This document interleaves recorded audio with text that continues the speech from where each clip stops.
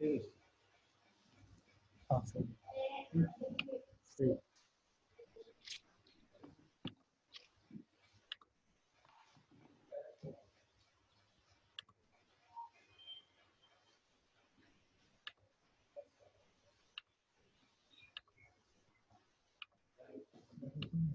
Can I test the share screen?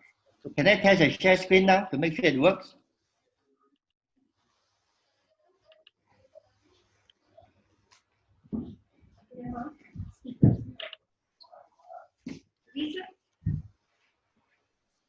Is it working now? Can you see the share screen now?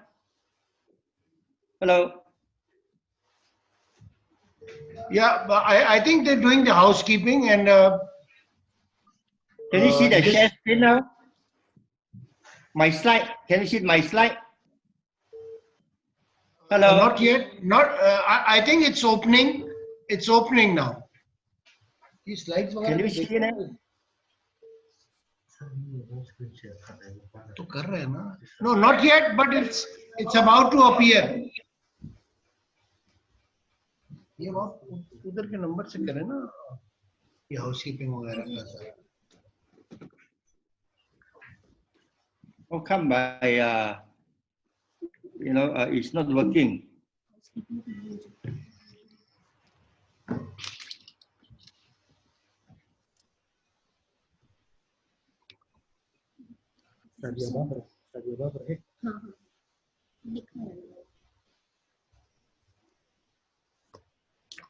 Photo set करने से ऐसा जवाब है. Just now, can you see my share screen? Hello? Not yet, but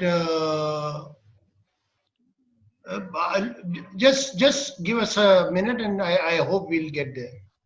Assalamu alaikum, everyone. Yeah, Assalamu alaikum, Sadia. How are you doing?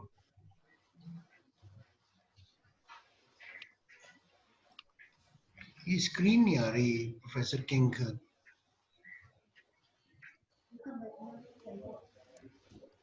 No.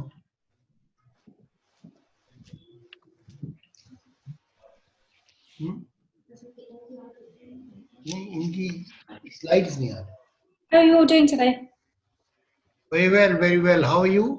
Yeah, very well, thank you. Looking forward to the session. Yeah, sure. Yeah. We'll start. I think Amara would, give us some instructions regarding housekeeping, and then we shall begin formally. Mr. Zulfi Bukhari perhaps would join at 12:30, and we will start in next couple of minutes as soon as we have a sizable number of participants. I'm expecting over 100, but let's see how it goes.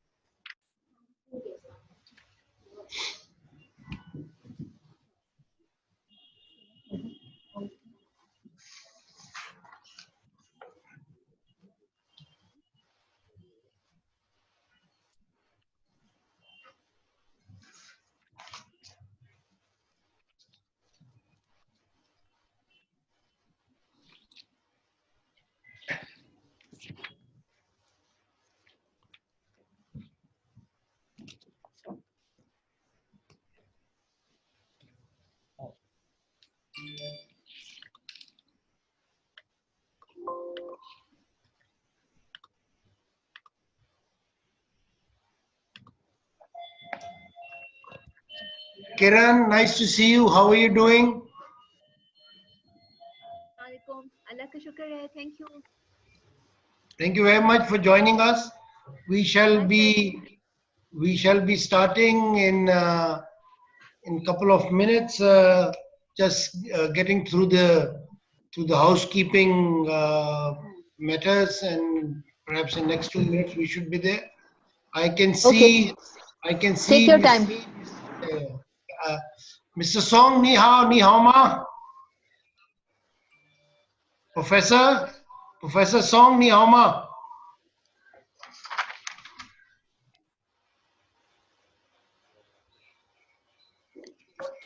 I'm here.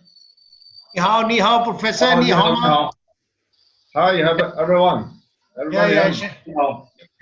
Shanti Zanmayang. 很好，很好， And how? Tianchi Feichang, how ma? 很好，很好，非常好，天气 Oh, 好， oh, 凉快 oh. Cool, it's cool here. Oh. Zai Peshawar Feichang Re. Oh, so take care. Huaning Nilai Peshawar. 会来的，I will come. I will go there. Okay, so we shall be starting. I think I hand over to Amara for the housekeeping details, and then I will take over from her. Assalamu alaikum everyone and good afternoon. We'll officially begin with the name of Allah Almighty, the most gracious and merciful.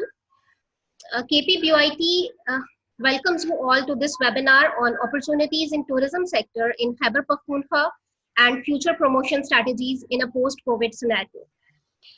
We have a very high level and future focused conversation session lined up for you with expert speakers in tourism sector.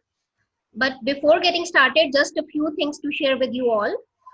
I would request everyone to keep their microphones off when they are not speaking to ensure good audio quality for everyone else. And we encourage the speakers to switch on their cameras, especially when they are speaking. If your network allows you to do so conveniently, the participants are requested to keep their cameras and mics off. The session will also be telecasted live on our Facebook official page, and it will be recorded too. And the video will be posted on our YouTube and website. We encourage you to revisit the session later and feel free to share it with your network. We also invite question and answer session at the end and during as the session goes. Please feel free to write in the chat box at the right side and have the chat box open for your convenience so you can see the questions from participants. Keeping in view the time constraint, every speaker will have 10-minute time slot to speak. Our keynote speaker of the session is Mr. Zulfikar Bukhari, Special Assistant to PM for Overseas Pakistanis and Human Resource, and Chairman, National Tourism Coordination Board and Pakistan Tourism Development Corporation. He is going to join us at around 12:30. Also, let me share you with the sequence of the speakers. We'll start with Mr. Junaid, who is Managing Director, Tourism Corporation, Khyber Pakhtunkhwa, and also have an additional charge of Additional Secretary, Tourism Department, Government of Khyber Pakhtunkhwa. After that, we'll be joined by Ms. Kiran Afzal, who is Senior Private Sector Specialist, World Bank Group. Then Mr. Ko will join us from Malaysia. He is President of Center for New Inclusive Asia. Then Dr. Farah Arif will join us, who is founder and CEO of edX Work. Professor Song will join us from Sichuan University, China. And lastly, Ms. Sadia Babar, she will be joining us from England. She's CEO and founder of Experience Pakistan. The session will be moderated by Mr. Hassan Daud Bhatt, CEO, KP Board of Investment and Trade. And now I hand over the session to him so we may begin the proceedings. Thank you so much. Okay, thank you, Amara. Bismillah ar-Rahman ar-Rahim. We begin with the name of Allah Almighty, and I would like to share just in the beginning that tourism is now the priority sector for the government of Khyber Pakhtunkhwa. Khyber Pakhtunkhwa, as I've been saying this, and I would, even at the cost of repetition, would say, lies at the crossroad of hospitality, nature, and history. And this combination, in itself is $1 million undertaking. We in Khyber Pakhtunkhwa Board of Investment are working along with the tourism department under their secretary and Junaid Saab, who are extremely pragmatic in their approach, and we together as a team and with each one of yours contribution would like to take tourism to the next level. Ecotourism is our focus and would remain our focus because we would like to conserve the natural beauty of our northern areas, as well as all those areas which have the potential to attract tourists and investment in tourism sector. Ladies and gentlemen, prior to the COVID-19 in March, we were witnessing a surge of tourism in Khyber Pakhtunkhwa. We saw around 30% increase in our domestic tourism, largely led by middle class, and also foreign tourism gaining momentum. But then came COVID-19, and like all other sectors, tourism was hit hard. We are working hard at this time to work on our policies, to work on the processes, so that when we start tourism in our new normal, we should be ahead of all others.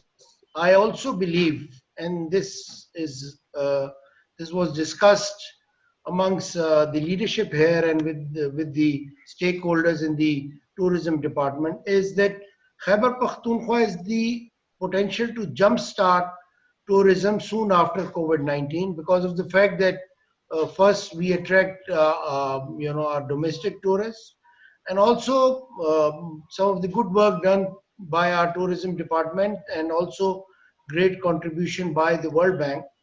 We are now in a position to really be at a point where we can say that our tourism has the potential to attract tourists. When I move around, and I am a keen observer as far as tourism sector is concerned, when I move around, I see new boards and banners being placed. I see new facilities for women being introduced, and we are trying to attract families. We also had an observation that in year 2019 and 18, each tourist was spending around 10,000 per day on tourism, and that was actually contributing towards our GDP. And we are now looking at increasing at least 25% of the contribution of tourism in our GDP in the overall scheme of things. A lot of new initiatives are being undertaken, Kumrat cable car feasibility being one, new sites being cleared for attracting tourism. But I think we should invite the experts to say what they have to say and introduce tourism. So I do not find anyone better than Junaid Khan Saab here, who is DG of our tourism corporation, but also the additional secretary of the tourism department. Besides this, he's a close friend and also one of the pragmatic bureaucrats who understands the requirement of tourism, who understands how to take tourism to the next level. The federal government is supporting us keenly. The provincial government in its budget has kept a lot of amount for tourism.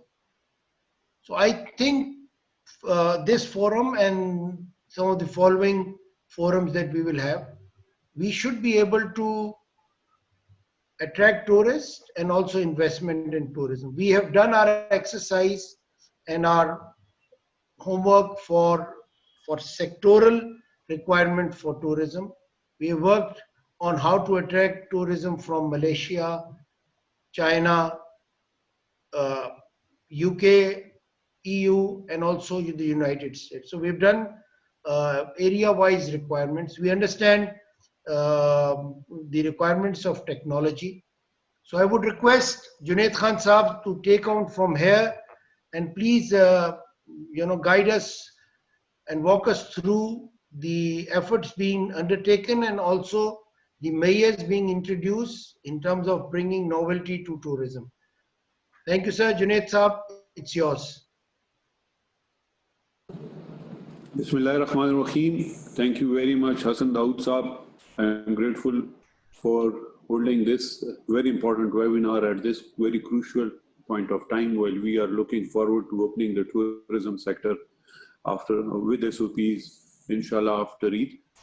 I, on behalf of Government of Khyber Pakhtunkhwa, would warmly welcome all the friends and tourism experts who have taken out time out of their busy schedule and are participating in today's webinar. At the outset, let me inform that our Secretary, Abid Majid Saf, was supposed to be here, but since he's in provincial cabinet and he has been rigorously pursuing some of important agenda items which are tabled to the provincial cabinet, so he could not be here with us. I am expecting that by the time the question and answer session would commence, hopefully he will join us. Chief Minister Khyber Pakhtunkhwa, Mr. Mahmood Khan, being Minister in charge of tourism, has expressed his delight on holding this dynamic webinar today. And he has also directed me to convey his deep gratitude to all the experts who are joining us as well. I would like to inform everyone that Khyber Pakhtunkhwa government has accorded a top priority status to tourism sector. Not only are we building new infrastructure in the form of opening up new tourism areas through provision of access roads.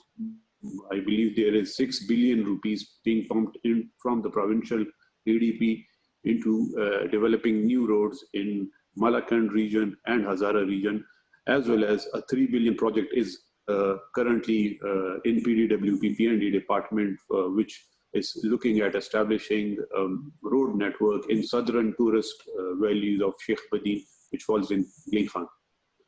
Along with road network, I'm sure Kiran is here and she will be adding with her perspective. The World Bank is assisting us with a $70 million project, Khyber Pakhtunkhwa Integrated Tourism, under which we are developing 4 integrated tourism zones, one each at Chatral, Swat, Munsera and Aptabad. Then again, important tourism corridors are being established, which is basically connecting one valley with the other or one area with another. So resultantly, we would be developing much deeper penetrations into our tourist valleys of Swat and Naran. Regulatory framework development has been accorded top priority by the incumbent government. We have established a state-of-the-art level directorate authority that has been named as Culture and Tourism Authority. The authority has been established. 4 of our entities are merging. So we believe in synergizing our efforts. Culture, tourism, archaeology, they all cater for tourism. Khyber Pakhtunkhwa not only offers scenic beauty, but it is home to Gandhara civilization. So resultantly, it is a rich source of culture, religious tourism for our Buddhist friends as well. We are also opening up new rest houses, and the provincial government is perhaps the only government in the country which has taken on to the initiative of opening up all rest houses. These were government-owned rest houses, and now they would be available for public through online booking, and at the same time these are being outsourced. So government would no longer remain into the business of administering rest houses. These are into the scenic values, and we expect a lot of good investment into these areas. These rest houses would be in press next week, and the RFP, I believe, has been drafted, and I expect that right after Eid, the request for proposal would be floated. On another front, we unfortunately, due to COVID, our tourism festivals and the renowned Shandur festival could not be held, Kumrat festival, and likewise the Chitral Kailasha festival, the 4 seasonal festivals have been delayed. But we are optimistic that since we have recently approved the SOPs, and I would bring it on record that in this regard, the support of Mr. Zulfi Bukhari was very valuable. He has always extended due support, and the PTDC under the guidance of incumbent MD has always been a helping hand as well. So we are building new infrastructures. We are opening tourist valleys through rest areas, through tourism facilitation centers. The festivals would come back again. The SOPs are there, and we expect that right after Eid. We have recommended it to the federal government that the coming weekend would be an ideal time to open up tourism under the umbrella of bubble tourism, by which we mean that families could start visiting these areas in a controlled manner under the SOPs, so that the region as well as the various hospitality stakeholders that are catering for service provisions would earn the requisite revenue as well. We are also embarking upon training sessions. We are training the hospitality industry, tour operators, hotel representatives, restaurant, travel agents, so that once the sector is opened officially, they are able to execute and implement their operations under the SOPs as well. I would want to request on this floor that I hope one of the important objective of today's webinar is to seek valuable comments and suggestions or queries from our various friends and participants. So without wasting too much of time, I would once again extend my deep regards to Hassan Dawood for bringing in this webinar at this very important time while we are moving towards Eid al-Azha. And I assure that all the valuable comments would be taken note of, and we would hope that those comments would become part of our executional policy as well. So back to Hassan Saab. Thank you very much.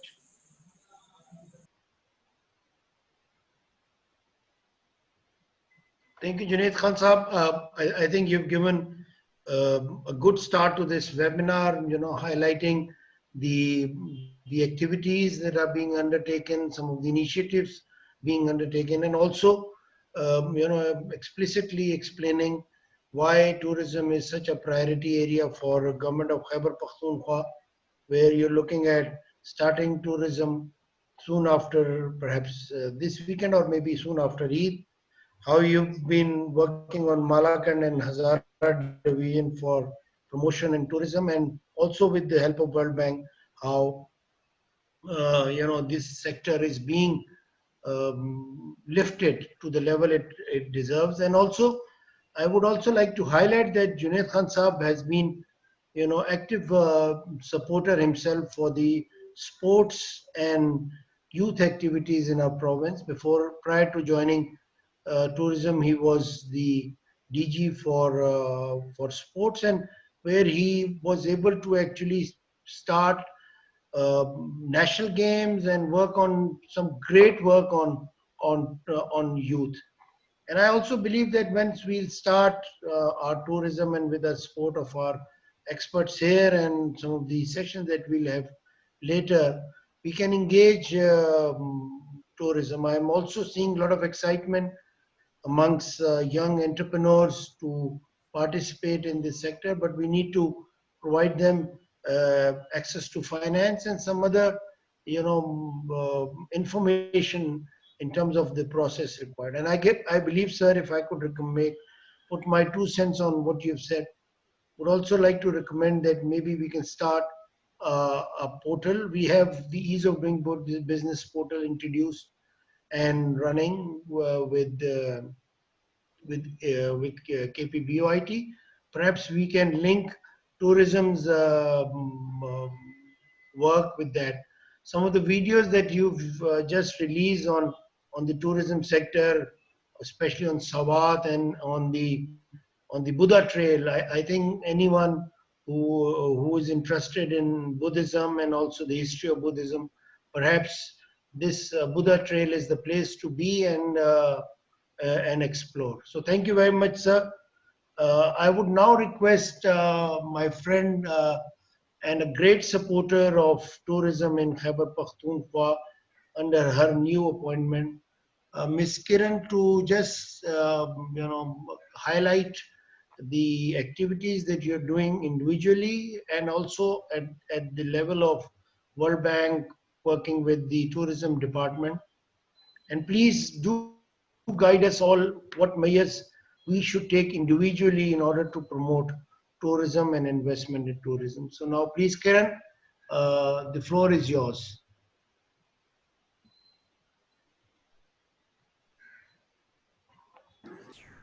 Ji, Assalamualaikum everyone. Hi.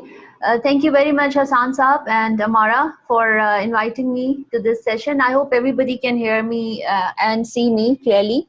If you allow Hassan Saab, I'd like to share the screen. I have put together a very quick presentation. I'll not be talking all about the slides, but I just wanted a reference point to be there. And then Kiran, by way of the yes. floor is yours, so you can use it as you would like. Superb. Thank you very much. Okay. So let me take us to slideshow. So let's get started quickly. So lately, in addition to providing financing and technical assistance, the World Bank has been conducting a lot of global research on what are the emerging trends given the COVID-19 situation. And what we are seeing is that there's generally a lack of confidence in travelers and the private sector, especially the airlines and hoteliers, to invite the tourists back in, because the source markets which are supplying tourists, which in our case or in case of KP are domestic markets, the visitors there are now infected, and it's very difficult to check and control the spread of pandemic. A lot of the communities, if you go and talk to them, not specifically just in Pakistan but globally, they are saying we don't want the tourists to come back exactly for that reason, because right now we are well protected, but if people start bringing infection to us, then we will start falling sick. And usually the remote communities do not have health facilities, which is creating a lot of ironic situations for people. They are dependent on tourism for jobs and income, but then again they now worry for their health. And in KP also, very soon the Secretary of Tourism is going to be launching an impact assessment of the sector, and you will see that a lot of the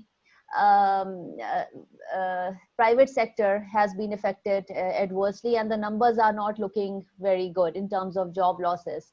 And lastly, the destinations also might be reluctant, the private sector in the destinations, to cooperate with the governments in terms of regulating tourists, because once the sector reopens, they want more revenue. A lot of the new trends are also benefiting the kind of tourism, or could benefit the kind of tourism which we have in KP. For example, the domestic tourism is the new trend. It is saying that tourism is going to be limited to as far as your car can take you, which is a good news for KP. Okay, right. So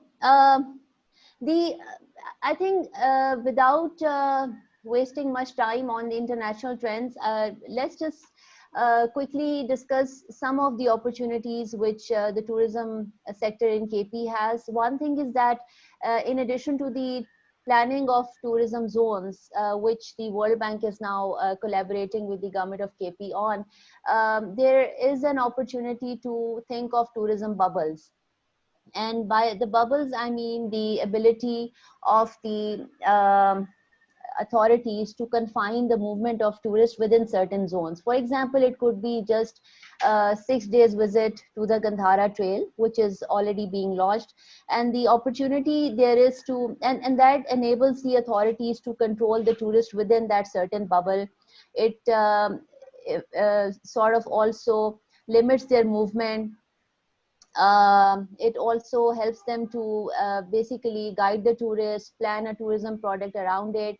The other thing which is very important for KP, and which is now started happening with your help and with the help of a few projects that we are working with the government on, is to invite global knowledge, and especially the private sector from the developed tourist markets, because that is going to bring new trends, new knowledge for our domestic tourism economy, which I think right now is missing if we need to take our tourism facilities to scale. Equally important to emphasize both the heritage sites and ecotourism, because KP, as everybody is going to be mentioning during the presentation, as Junaid Saab said, has a very significant faith-based tourism for all religions, not just one or two. So that is something which needs to be preserved. And another thing which is very important is that the environment needs to stay pristine. It is extremely important that the waste management practices are planned and established and implemented with the help of local authorities, because the problem is not the local communities. Problem is tourists like us who travel to these places and who leave a lot of garbage and trash behind. So that needs to be controlled and managed. And in addition to all this, I think private sector needs hand holding, given the lot of given the negative impact which has come to them because of COVID. And that includes helping them with the repurposing of their business product to new services and to attractive packages, training them on the standard operating procedures, which the KP government has just completed and is going to be launching very soon. And then talking to your local banks, especially Bank of Khyber and commercial banks, for providing program lending schemes to the tourism sector enterprises who have suffered financial losses because of the entire pandemic close down. And this will also help them with the sanitization activities to make sure that the environment is clean, the facilities are properly and hygienically maintained, and the earlier factor which I talked about on tourism, on safe confidence of tourists, that can be addressed. And Hassan Saab, one area where I see you playing and your institution playing a big role is the public-private partnerships, because without that it is going to be very difficult to retain the interest of the private sector investors. They will come to KP with a lot of enthusiasm, but then what? You need to be able to have a proper framework, a robust transaction advisory and financial advisory in place to be able to capture those opportunities. It could be for a chairlift and it could be for a big resort, but without a robust PPP framework, this kind of investment might not stay and sustain in the province. And on the chairlift itself, I was reading about that initiative. I think it's terrific. I also know that the Ayubia chairlift is probably the highest revenue making asset for tourism in the province of KP. So it's good to see more activities around that. But one thing which is very critical, because we are talking about public's life and safety, it has to be a top-notch, world-class standard facility, something to the level of big players like Doppelmayr, who are very big on and very good at rope works. So, somebody at that level needs to be brought in for installing and maintaining facilities. I just mentioned Doppelmayr because that's something I'm familiar with. That's a firm. It could be anyone based on merit and competition. And another important thing, because tourism has the potential to create jobs like no other sector, empower communities and contribute to provincial economy, KP needs to think very big now, even high-end tourism. So the facilities need to match to that extent in order for the local communities and the private sector to be able to earn more in return for better and hygienic facilities and good modern infrastructure. And lastly, we all need to think different. There are a lot of niches within the tourism sector. One is the sports tourism. I think there is a talk of Peshawar hosting a big cricket tournament sometimes next year. There could be many more such events. The facilities for sports can accordingly be revamped, renovated, upgraded. And then we are also having a strong opportunity around medical tourism. So that needs to be leveraged. So I'll stop the global sort of view and mixing that up with KP. And just to quickly go back to your question, Hassan Saab, if I have 2 more minutes, I can talk about what exactly the KP Tourism Project is doing. Otherwise, we can go to the next presenter. No, no. Okay, thank you. Sure. Okay, thank you very much. So already we have provided through another ERKP project matching grants to about more than 200 tourism sector enterprises. This was actually before COVID, but now we have extended it to post-COVID days also. The specific KP tourism project is going to and is already helping with the rehabilitation of 5 roads in the Sawat area and in the Hazara division, and then in addition to that, it's going to help the archaeology directorate with the conservation of archaeological sites, about 8 or 9 of them, mosques, stupas mainly, and the museums. And also it is going to invest into skills development and business development and digital platforms for the province. So and we are also trying to bring more tourist facilities at some of the destinations, like tourist information centers, prefabricated toilets, and also provide software to manage these facilities. So thank you very much. I'll stop there. I'm sorry about pulling away my presentation, but it was becoming a little funny. So I thought I'll just stop sharing the screen. So thank you for listening. No, no, thank you so much. I think valuable discussion, and the points that you've just highlighted. I would just request you to stay with us for a little longer, so that once the speakers are through with with the discussion points, we will have some short Q&A sessions. I would also just like to request, and this appeared to my mind while you were highlighting some of the key areas. I think we also need across the highways, perhaps besides the directional signboards, perhaps some maps and some billboards and signboards to attract tourism, because on the motorway we do see few boards, but perhaps the number needs to be increased to lure more tourists, and also give some guidelines on in the route to, perhaps say, if we're talking about Buddha Trail, perhaps say about every 10 kilometers, which is normally a safe distance for a board to be erected. Perhaps you can also erect some boards where some history and archaeological information is given, and also some maps to some areas. Because I believe, because as faculty member of some of the universities, I think now youngsters are keen to invest their time, their money, and also to improve. And also I think this gives them a great learning experience to know about their own province, and also to the larger regional heritage. So thank you very much for what you're doing, and thank you very much for what you've spoken in the last 10 minutes. I would now like to request my great friend, my senior in the work that we do, especially in Belt and Road Initiative, and the president of Center of New Inclusive Asia from Malaysia, Mr. Ko Kin Ke. He and his wife are doing tremendous work in terms of promoting regional integration, and, like Kiran said, perhaps increasing the knowledge base for countries and organizations like Pakistan and KPBOIT. When I met him first time in Malaysia, the energy that he radiates charges up the entire forum. So I'm expecting the same sort of energy today. Mr. King, you are now the king of this session. Please, the floor is yours. Thank you.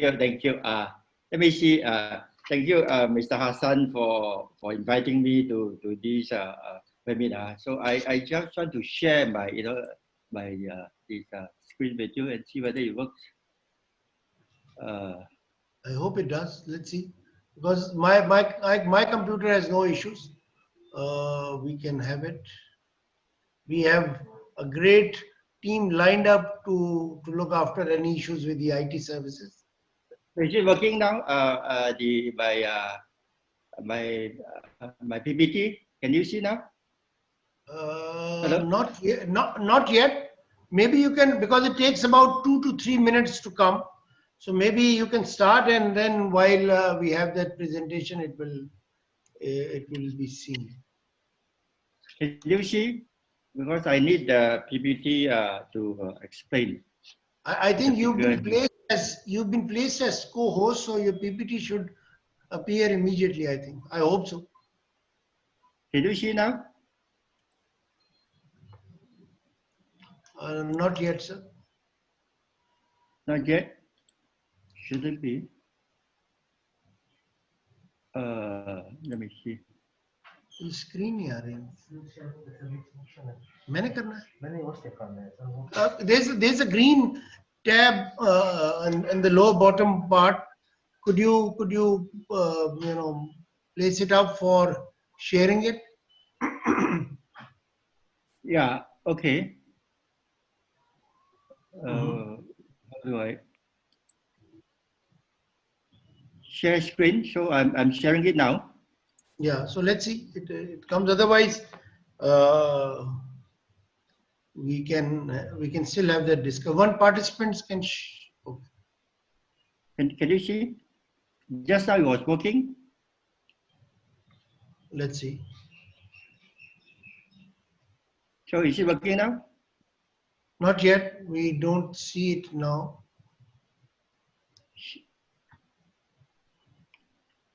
Maybe you can, but you can still start. You can look at your screen yourself, and by the time it appears, we will all be happy to have. Or let the other person go first. Let me check first. Okay, fine. Okay, fine. Right?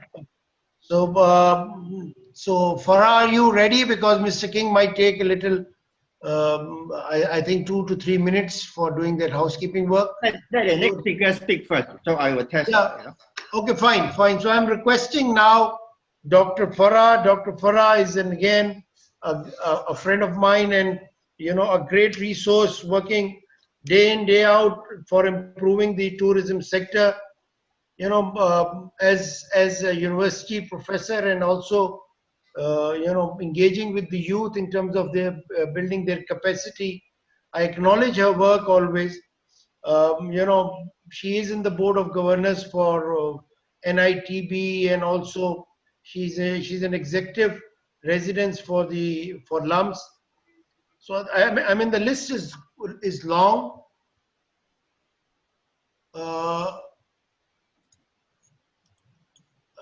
I think the screen of Mr. King is appearing. Mr. King, we can see the screen. So Farah, could you? Yeah. Can you see that? Can you see the screen now? It's about to appear. We can see the blank slide. Can you see the screen now? The blank slide. Yes. Can you see the screen now? Can you see the screen?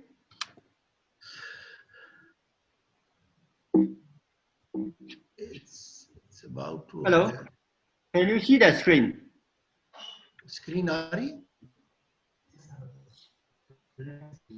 Yes, we can see the screen, but it's a blank screen. Could you go to your next slide, please? Okay, I am now playing. Can you see the screen now? We can see a blank screen yet. But it should be working. Never mind. I think you go ahead, because I can't understand why it is not working. Fine. So Farah, the floor is yours, Dr. Farah. We would request that you share with us. Yeah, we can see every time I take the name of Dr. Farah, perhaps your screen starts appearing. So we have your screen now, Mr. King. You go ahead, please. Got it? Yeah, got it. Got it? Got it, sir. Got it. Go ahead, please. Okay. Fellow speakers, sorry for the disturbance. I'm not very good in this.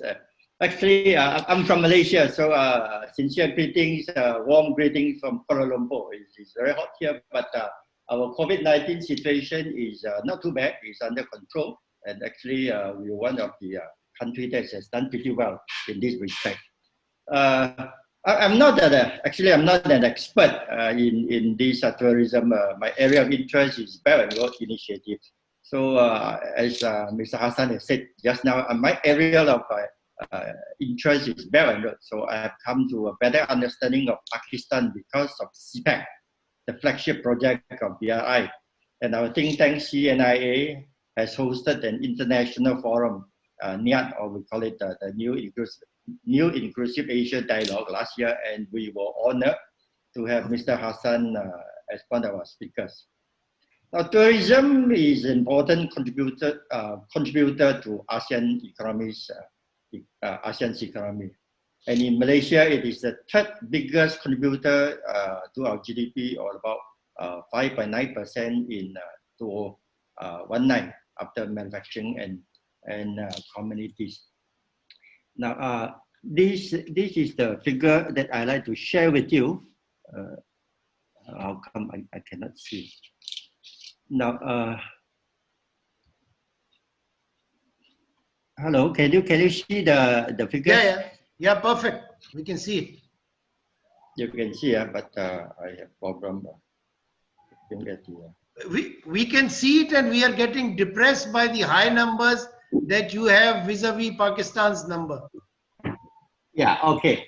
Now, you can see in Pakistan, in 2018, the tourist arrival is only 3.2 million. Whereas in Malaysia, we are a small country, we have about 35.83, and for the total ASEAN 10 countries, we have 135 million.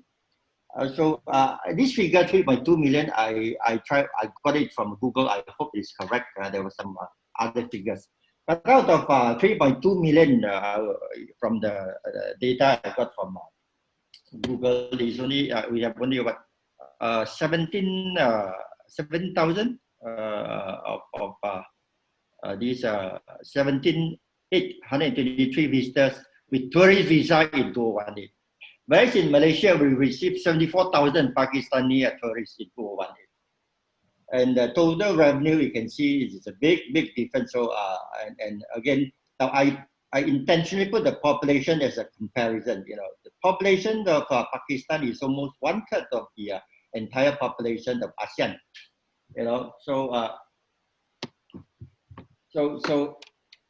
So there's huge potential. And but for the figures in Malaysia, so I just want to highlight that out of the 25.8 million, about 10 million from Singapore. So you should exclude that, because Malaysia and Singapore, we have very close relationship. A lot of people travel daily. So that is not very accurate, so we should highlight that. And I have intentionally put the figures of ASEAN to highlight the importance of regional cooperation. It's very important. These are the figures of Malaysian tourism. You can see that the last 10 years, there was not much increase, very little increase. So there was some saying that the tourism in this part of the world is getting saturated. And I've also put the figures of these 2019 of the statistics of Malaysia tourism, just for reference. So you need very detailed, statistics to plan for your this tourism. So you need to know how people spend, how much they spend, how many days they stay. You've got to try to get people to stay as long as possible. So you need to plan activities for them. So the next. Now you can, as you can see, about 33% of the tourists in ASEAN countries are inter-ASEAN, that means from ASEAN countries, and then the rest from other countries. So it is very important that Pakistan should think along this line. Out of 49.6 million, 135 million, out of the about 50 million of the total 135 million tourists in ASEAN, 36% intra-ASEAN.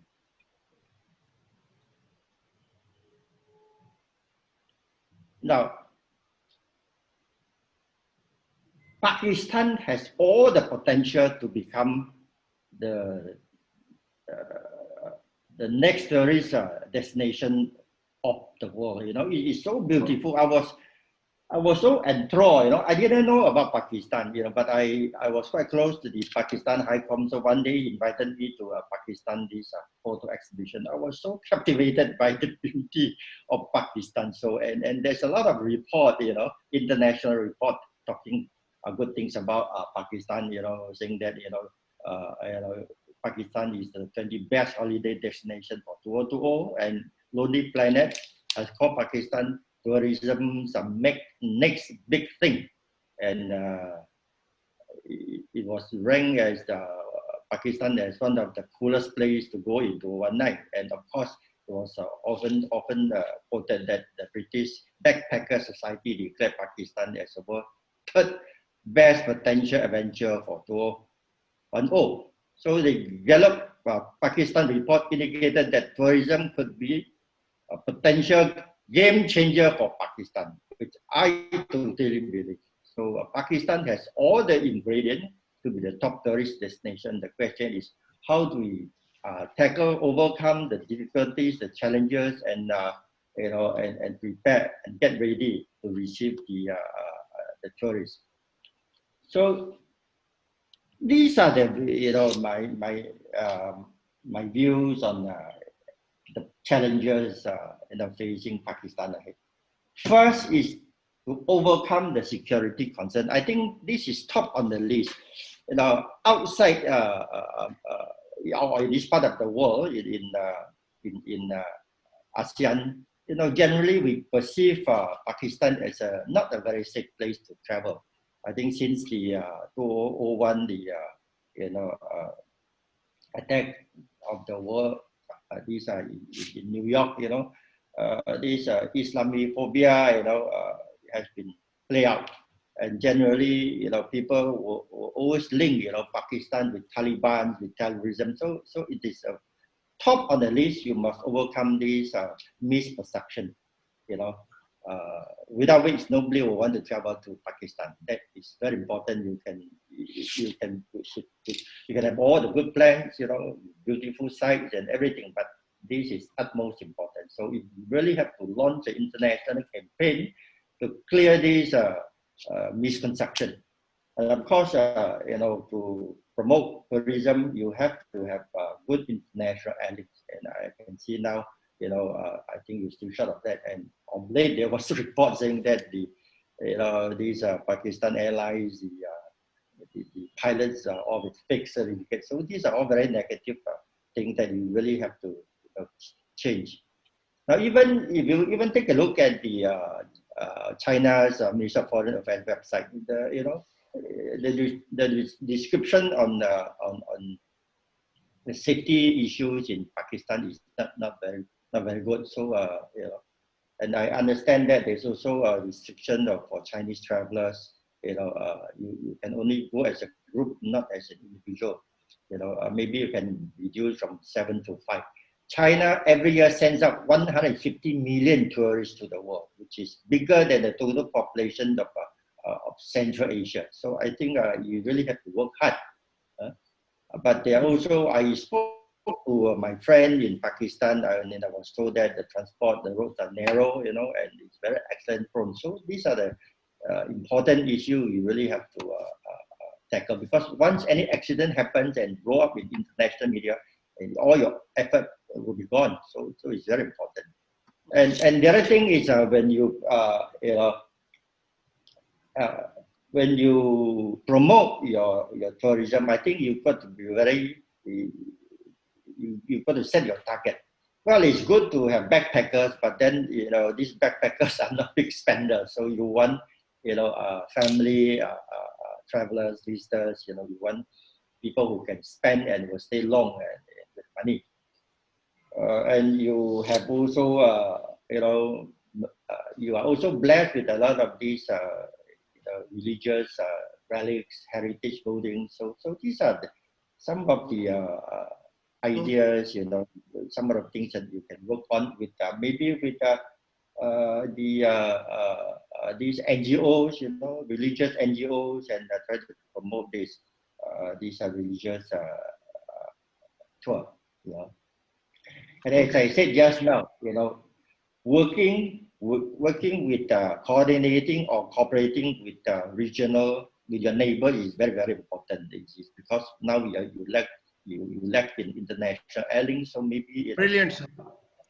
So, hello? so thank you very much, Mr. King.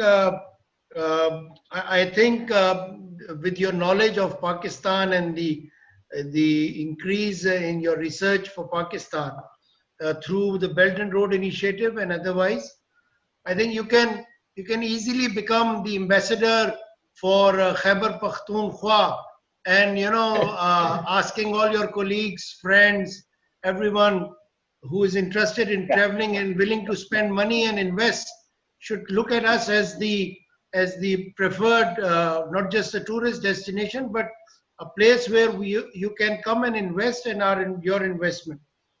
And give me 5 minutes, so I will finish it. So I think to promote a country is a bit tough, but then to promote a specific destination is easier. For example, in Indonesia you promote Bali, in Thailand you promote Phuket, even Malaysia we talk about Langkawi. So I think KP, you have very beautiful scenery.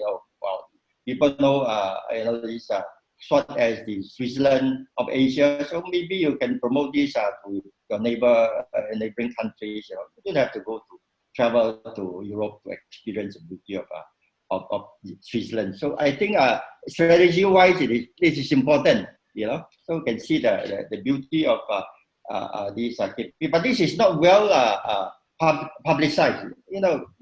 I come to know this only because I was invited to speak at this webinar. But other than that, I think very, very few people, in outside Pakistan knows about this, especially in these ASEAN countries. So as I said just now, we talk about safety and security. I think the earlier speakers have talked about this hygiene and this decent accommodation. But I don't think we need to go for this very high class 5-star hotel. Take an example in US. I went to Yosemite. There are all these sprawling homestays and cabins. That's good enough. And as I said, you have to plan. When people go to your place, they're going to stay 1-2 days. So you got to plan activities for them, for families and for those more adventurous tourists. And the other thing is, I just also mentioned about maintaining the environment. I think that is of critical importance. You can learn from China.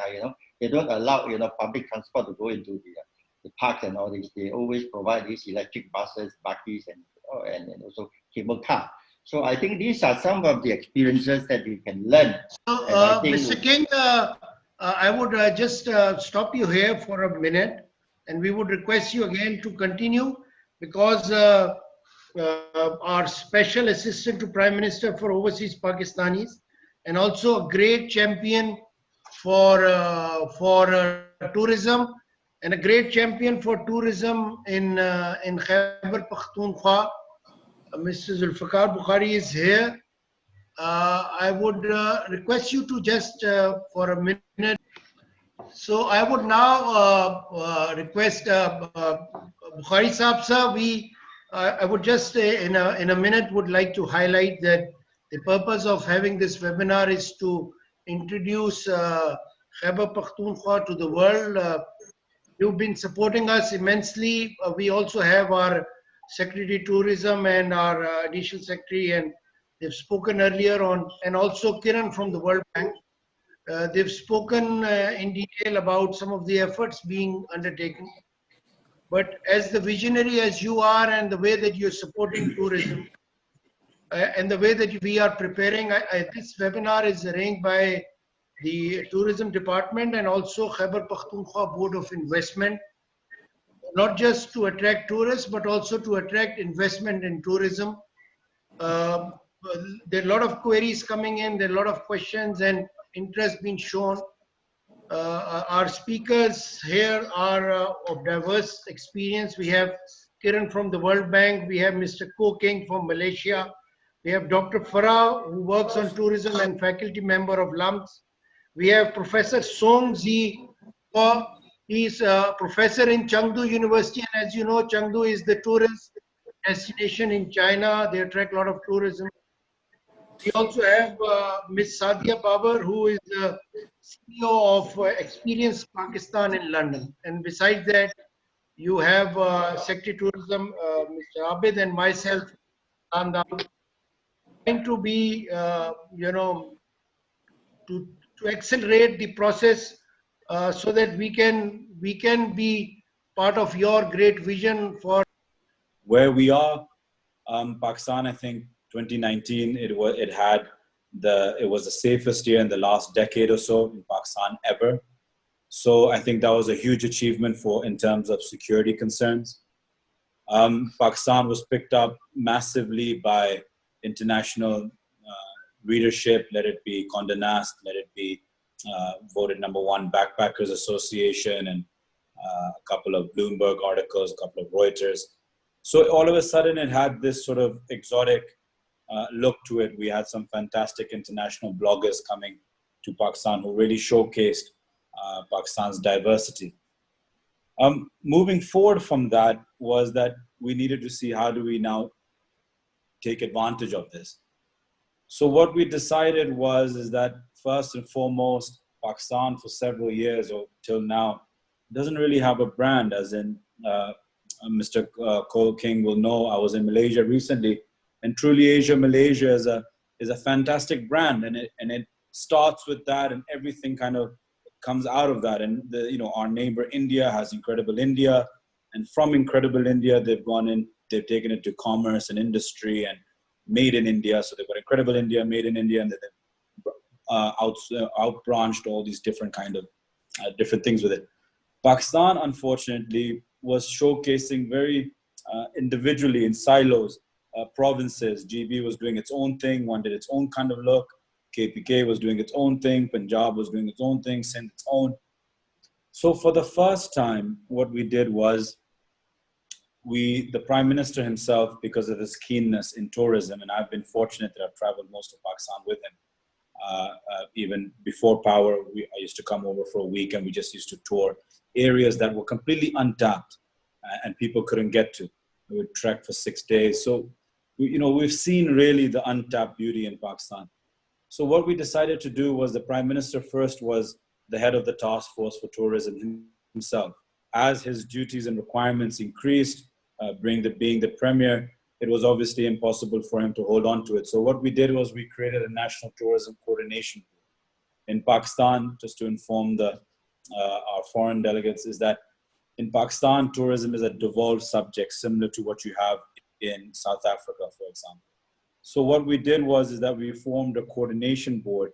So at least we have a high-powered board with government officials and private sector, which is the most important mix in this equation for tourism. We created this board and we started working with all the provinces and taking opinions and taking recommendations from the private sectors, the people that have excelled in their field. And we decided the first thing we did is that we tried to create a brand Pakistan. We were all ready to launch this brand on April 18th in a very big way, in a very sort of glossy way across Pakistan and universally. But unfortunately, the pandemic happened and we decided to stop it until we see an improvement and it's worthwhile revealing. It's basically a full holistic brand for Pakistan. It's international videos, branding, marketing, similar to what you see in Incredible India, playing it in Emirates, playing it in Qatar, PIA, so on and so forth. So, and showcasing it on international airports so people can really see the diversity of Pakistan. So this is going to be the first time that this has happened.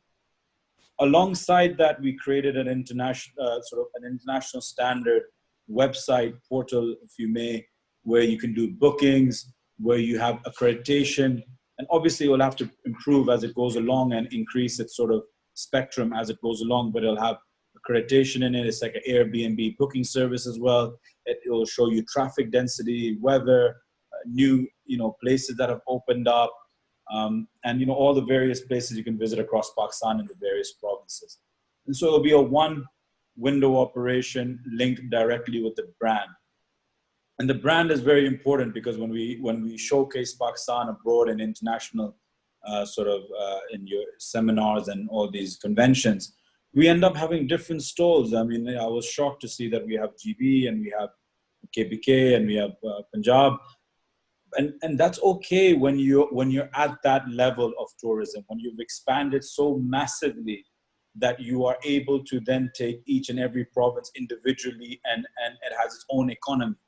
At the moment, it does not have its own economy, apart from perhaps GB, who really just lives, thrives off tourism. There's not really another economy that is built upon tourism. So until you get to that stage, you have to keep a very close-knit, tight approach, especially because of the baggage we've been dealing with for the last decade or so. So it's very important we keep that in mind as well. So we did this, and along with this, we created a fantastic team. We got some international people that sit on 6-7 different boards of tourism across the world. We have them on our board. We created a 10-year tourism policy for the first time. We've created a 5-year action plan for the implementation of that policy. We took the view that the government has no role in trying to be a competitor or an operator with the private sector. We took a back step. We are commercializing our assets that are under PDDC or in the Punjab and KPK, giving them a 33-year leases. So this is all, I know this might sound very basic to a lot of countries, but to Pakistan, this is very new because we would only give leases out for 3 years or 4 years. So an investor would not even bother fixing the bathroom because his rent wouldn't be affected by it. So now we have 33-year view. So we're giving it out to international and nationally renowned operators and household names. They will then be able to put money into it because they have 33 years to make their money back. And so even if you just look at PDDC, which I'm also the chairman of, that's 32 properties. So technically you are looking at 32 3 to 4 star brand new resorts in Pakistan over the next 24 months. That alone is, I think, will be a big achievement for Pakistan. And they are all situated in the best locations across Pakistan as well.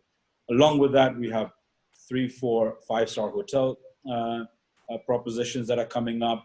We have some good international appetite.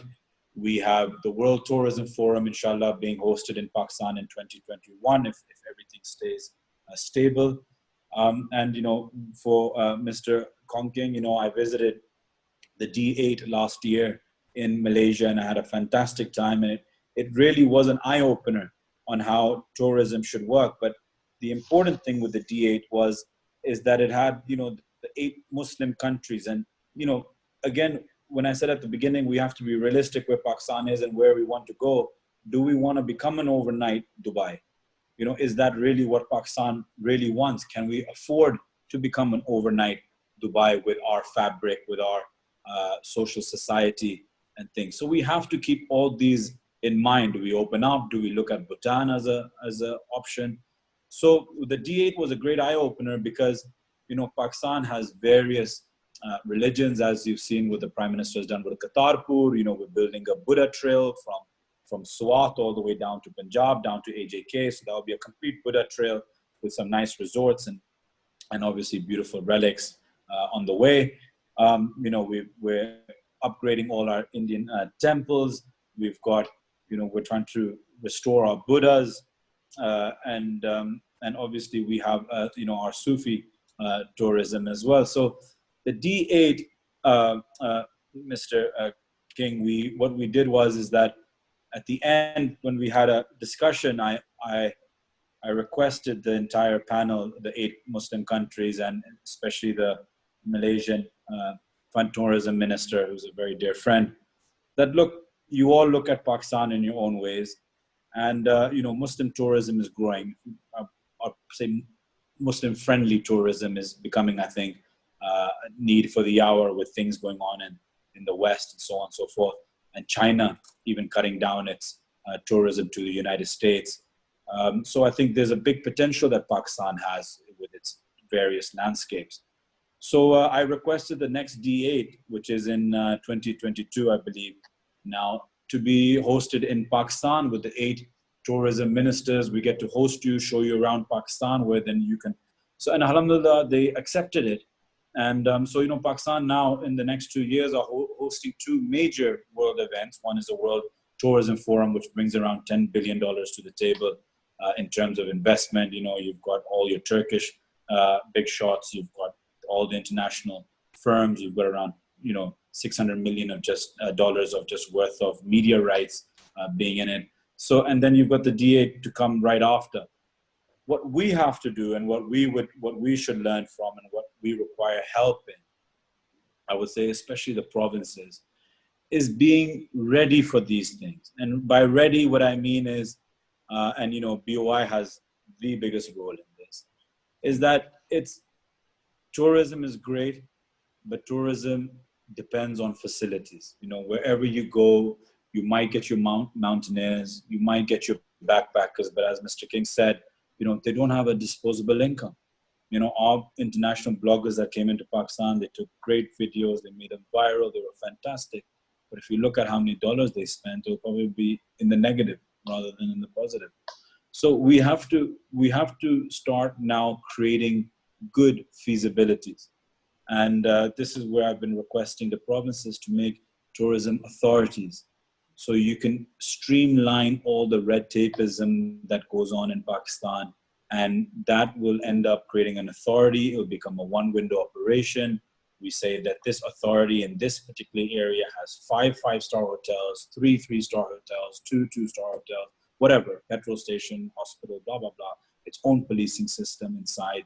And then each area that you have to lease out will just be ready in a booklet, in a feasibility, and you just give it to international buyers to come in and see who can do it. So these are the things that we're trying to look at doing in Pakistan. But you know, we started off a virgin in this, and we really need your help and guidance from everyone. World Bank has been fantastic and very helpful, and so is everyone else. And China and Malaysia, I would say, are probably our 2 closest countries that have really helped us in all times. And we can learn from both of them when it comes to, in particularly, tourism. And I think they have a lot. I think we have a lot to offer them when it comes to tourism as well. China, due to our close links in trade, and you know, we've got Buddhas and so on and so forth. In Malaysia, there's a natural, I think, sort of brotherhood and linkage that we have between the 2 countries always anyways. So this is where we are. We've got a lot of good, exciting things coming up. You know, just a small, you know, even if you look at tourism as a whole, we've just created offices for it. You know, when the PM told me to take this over, you know, I said, you know, who's my team? And he's, you know, he basically said, you and yourself. So I had no one. I didn't even have a secretary. I didn't have anything. I mean, I have my ministry's staff, which I used, and then I got given one managing director to come on board, and the poor guy and he had 400 staff underneath him, but the goal was to fire those 400 staff because they were all useless and they weren't doing anything. And so we did. So we've taken these big steps, which we're getting criticism for and so on and so forth, but the goal is that, you know, the number of employment of 400 is nothing, because if you look at every resort in Pakistan tourism, you will see that each resort is capable of hiring 400 people. When you compare it to the private sector, the PC in Bourbon, it's on 40 canals, it hires 400 people, 500 people.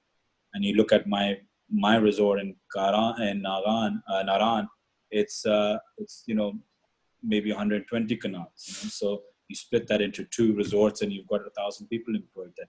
So, and then not forgetting the infrastructure that goes around servicing that resort. So this is the kind of big steps we had to take. It took a while, but we're getting there.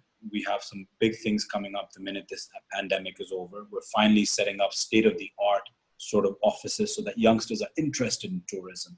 We've advertised for young boys and girls who are interested in branding, marketing, researching. Their ads are in the paper, GMs, so on and forth, like proper standardized ones, not ones that come in due to political affiliation and so on and so forth. We've made open floor offices, so they're not like government offices, just open plan. Everyone's on the same table. Everyone's working away. All the walls are messy and scruffy and so on and so forth. So we've got a very Google-like thing going on for the offices. This is all now coming to start now in the next month or so. We can only hope that this pandemic winds up quickly so that we can start pushing ahead in this. Again, I thank you everyone for listening to me. I'm honored to be talking at such a prestigious panel, and I look forward to any feedback, please. So we just request you to stay a little longer. There are a few questions that are pouring in, and I'm happy to report that not just our friends from our friendly country are interested in this seminar. Some from not so friendly areas are also keen and watching this this seminar, and I'm looking at them. But I'm you know what you've stated in your vision and your comprehensive strategies, like music to anyone who is interested in tourism in Pakistan. And you've mentioned about the lack of and the scarcity of manpower in your team. So please consider Khyber Pakhtunkhwa Board of Investment and Khyber Pakhtunkhwa Tourism Department as part of your team. We're there to work as your legs and arms to promote tourism, because this is a game changer, as Mr. King said. I see a lot of interest in youngsters when I interact with them in universities. There's one question, sir, and perhaps more important that has now popped in is how is the government, especially the federal government, looking at leveraging the Belt and Road Initiative and CPAC in terms of promoting tourism, because of the number of Chinese tourism that travel across the world. So this is one question, sir. Look, the Belt and Road Initiative is going to really pay dividends very soon. You know, the Chinese have come into Gwadar and they've really, you know, made them their own sort of spaces as well. And I think what this is going to do is it's going to kickstart Gwadar massively in particular. I went on the Belt and Road Highway. I mean, it's a beautiful highway. It's one of the most scenic places. Every turn has an amazing postcard sort of scenic route. So, you know, there's a lot to do there. And, you know, the only issue that came about from there was probably security concerns. And then, you know, maybe logistically how to get there is not the most easiest. As development goes on there, and we've got a couple of resorts starting there, we have a lot of residential projects that are now being sold to international clientele. As these start bearing fruit and they start building up, you will see that even local investors will start moving there. You know, we must, and I say this in particularly to our international participants, Pakistan is a population of 220 million people. We have a population of overseas Pakistanis of 10 million people. You know, 6 million of them perhaps are labor, 4 million of them are people with disposable income, first, second, third generation Pakistanis living abroad who always visit Pakistan. So Pakistan is not in particular a country like others, like Dubai or even Malaysia, in fact, that perhaps is more dependent on international tourism. Pakistan can be very self-sufficient just on domestic tourism. You know, we have spending power. You know, the percentage of the people with spending power might be little, but, you know, there's a massive disparity. So they have a lot of money to spend, the middle class, and again, our overseas Pakistanis. So whichever investor comes should always know that they should make their feasibilities dependent on the spending power domestically. The foreign tourist is icing on the cake, and we want to grow towards it. But like Thailand took nearly 23 years to really become an international destination. You know, Morocco, I remember only after south of France started becoming a little bit saturated, did Morocco and you know, Marrakesh start kicking off to becoming an international destination. A couple of celebrities went, and it was known as a dangerous, dangerous exotic sort of location. And then all of a sudden it kickstarted. But it took a while. It took over a decade and a half to get there. And we want to get there, but we want to get there slowly. We want to get there very holistically. We don't want any hiccups along the way that will set us 10, 15 years back. And we want to make sure that as we move on, all sections of our society are with it, because they see the benefits, they see the, what benefits they're getting from it. So do always consider that 220 million people is successful, is big enough and powerful enough to make any project successful. And that's what we have. Brilliant, sir. So just do two suggestions, and I know that you have a prior engagement to catch at 1:30. So just two recommendations that have just been popped up on the chat box is, one is regarding starting the Orient Express, or perhaps a railway service attracting tourism, perhaps till the Lundi Kotal area, so that, and the cost of that package should be lesser for the middle class to afford. This is one suggestion that I'm seeing. The other one is that if, because each one of us know your strength and the way that you work, there's another request that has just come in, is mainstreaming the education system with respect to tourism. Perhaps if you could take that initiative with the education ministry, and also we have few speakers here like Dr. Farah, who works in LUMS on tourism, but these are two recommendations. One is with respect to the railway, which is a great experience and could be somewhere where we can improve our growth. And the other is with respect to introducing tourism courses, perhaps attracting foreign investment in this area in the mainstream education systems. Look, the express train one for Lundi Kotal is something that's on the cards. We are looking at it. It's a fantastic idea. It can be brilliant, and that is one of our top 10 initiatives that we want to look at. And yes, it must be cost effective for the middle class to be able to do, because Absolutely. They have to carry the economy at the end of the day, and everything we do cannot be an elitist sort of high-end tourism. It must cater to the masses.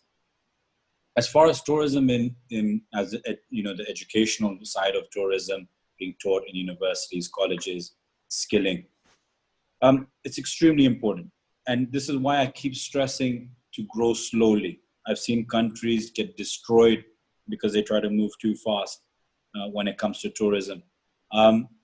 Before the pandemic, there was a big surge in people we were trying to incorporate it in a lot of universities, a lot of colleges, especially in the areas where there was a high density for tourism. We're trying to include it in all the colleges. I went personally to them, to their VCs, and spoke to them to try to include it. But again, it's a hand in glove sort of relationship. More demand you get, they will be forced to bring it in. More they can see that is happening, which is our responsibility to do, they'll be forced to start bringing these courses in. So, what we need to do is start pushing the tourism. Hopefully when we see an increase in tourism, we see the infrastructure increasing, hotels coming up, guest houses, resorts that are coming up, it's very important. Then you'll see that local colleges and universities will start picking that up. It'll be much easier to convince them if we have to, because they'll see that their students will start getting jobs immediately. So it's a hand-in-glove situation, and it's pivotal to Pakistan improving in tourism.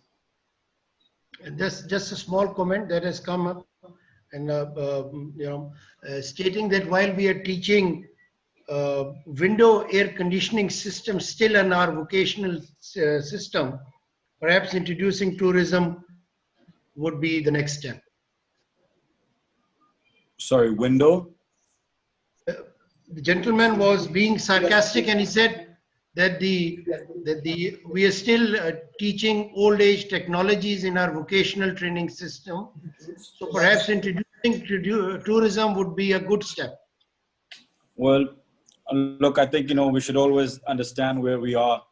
And I agree that, on our TEFTAs, our NAFTAs that we've seen in Pakistan, they've been dormant.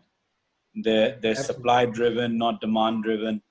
And unfortunately, it's an argument that I've been having for the last 18 months, that privatize them. Why are you trying to run 4,000 TEFTA institutions across Pakistan. When you can't manage one, give it to the private sector. Whichever area that TEFTA institution is, the local demand will pick it up, and they will start teaching whatever is demanded over there. And we should dedicate, we will dedicate around 10 of them towards tourism. We are dedicating 10 to 15 towards overseas Pakistani skilling. So those are the ones that I will take on. But there's still about 3,500 left, which have to be thought about. Our vocational and technical skilling is actually probably the most important thing we can do for Pakistan over the next 3 years. We can't build that many universities, but we can fix these, and these will give us far more results than anything else. So I'm a big advocate of this. Thank you so much, sir. And it was great having you here. You're a visionary person, and I'm sure you'll take tourism to the level it deserves. I would just request that we will share the recommendations of today's session from Khyber Pakhtunkhwa Board of Investment to your good office, and you can just have a look at them and give directions where required.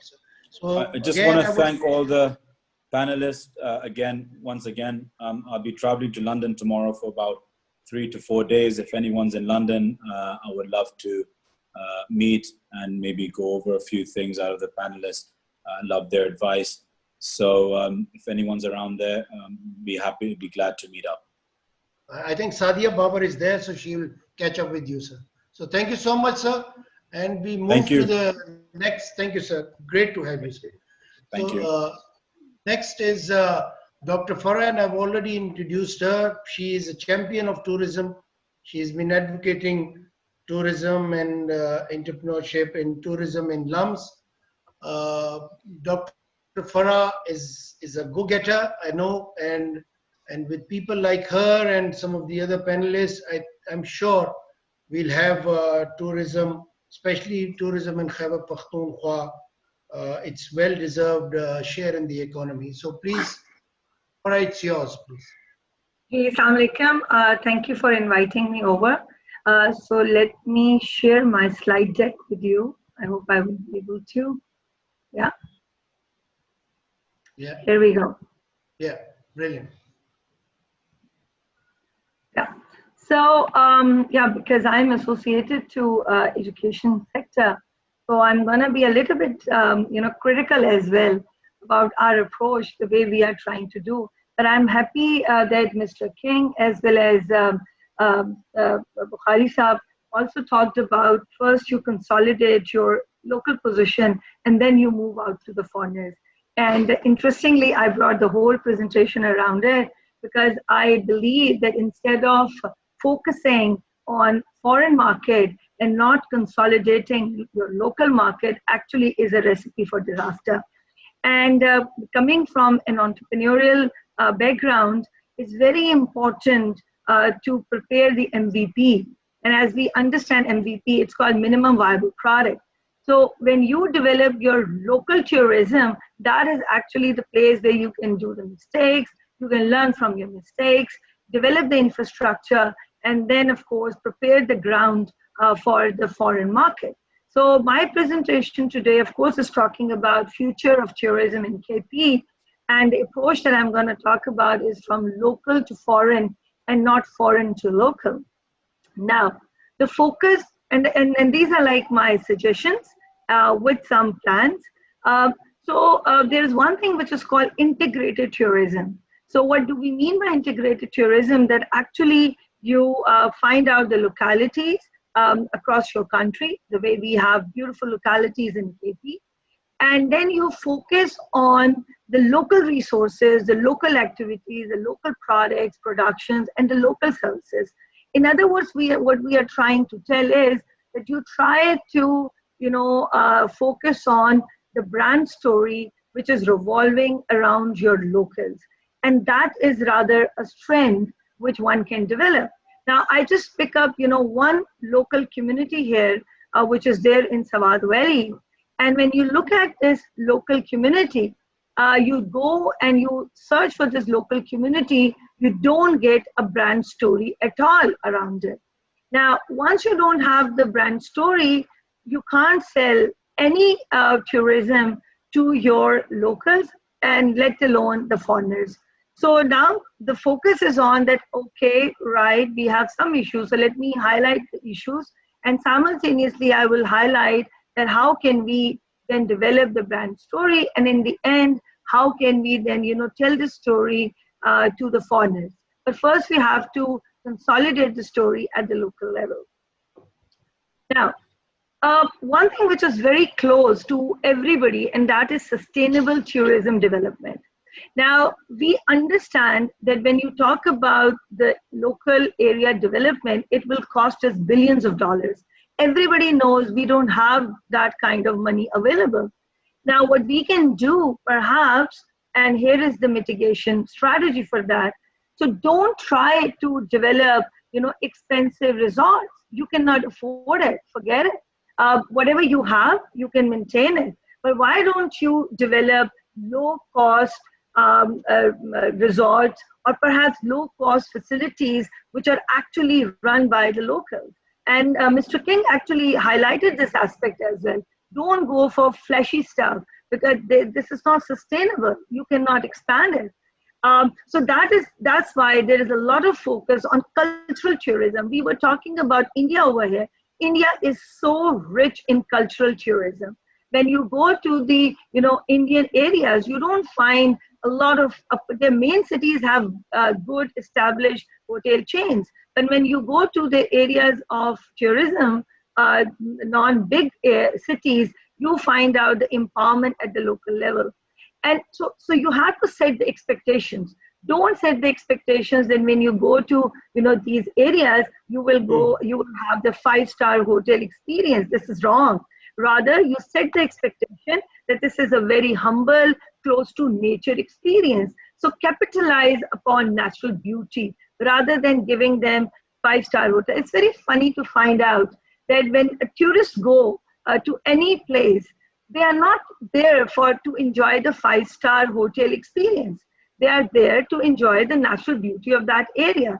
Just give them a comfortable, safe sleep with a decent bathroom. Here we go. This is what they need. And of course, some decent food.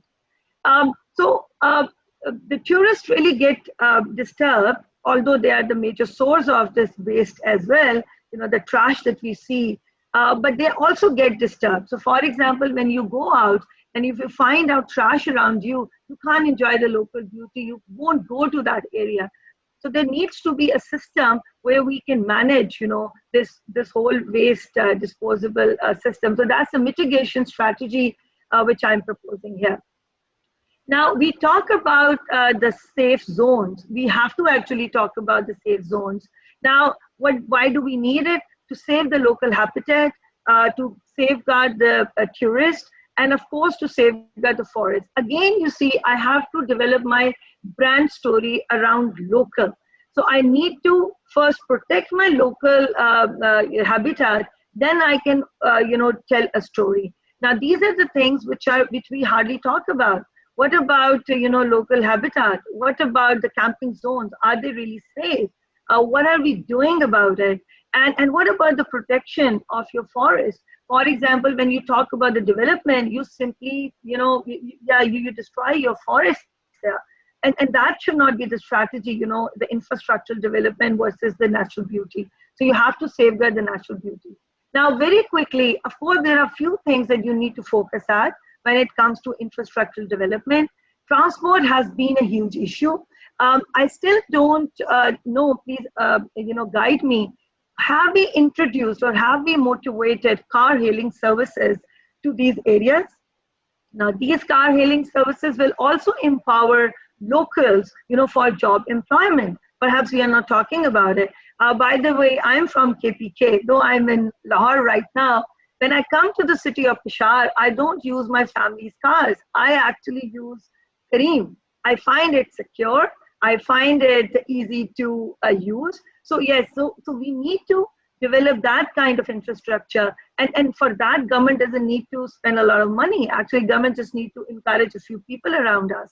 Language has been a huge barrier, of course. When people come from the other areas, For locals, particularly, it might not be a barrier, but foreign it is. But just focus on the local market at the moment. So why don't we then, we were talking about vocational training institutes. Why don't we develop a local human resource, people from the local areas? Why don't we refine them in their language skills? Why don't we invest in them? Do we have these kind of institutes which are developing these skills, which are empowering actually the locals? Accountability is very important. So for example, when we go out, there is so much disparity in terms of prices. We were talking about that, why don't we privatize? I'm all for privatization, but then the problem is that you need to also, establish accountability procedures, because you don't want your locals to begin with, and then of course your foreigners to get this feeling of rip-off. Whenever it starts happening, of course, then it brings down the tourism.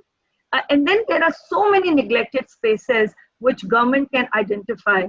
We talk about Hunza and Chitral all the time. Just imagine Pakistanis are so deprived to go out to enjoy the natural beauty that when they come out, then Murray got blocked, Nathia Gali gets blocked, which means that you also need to inform Pakistanis that there's so many other beautiful places that you can go. However, you need to provide them the transport, you need to provide them the less expensive, but locally established and locally run facilities which are good to stay during night. And of course, during the daytime, people will go out and enjoy the natural beauty. Now, so we have talked about the challenges, and now we also know that, yes, even our own people don't know about the local beauties. If I take the poll here, people who are sitting over here, that how many of you have actually visited beautiful sites of KP, I can have a bet on it, only a few have done. So which means that we have not even started exploring our own local places. Now, virtual tourism is, of course, is an area which was used as a marketing tool.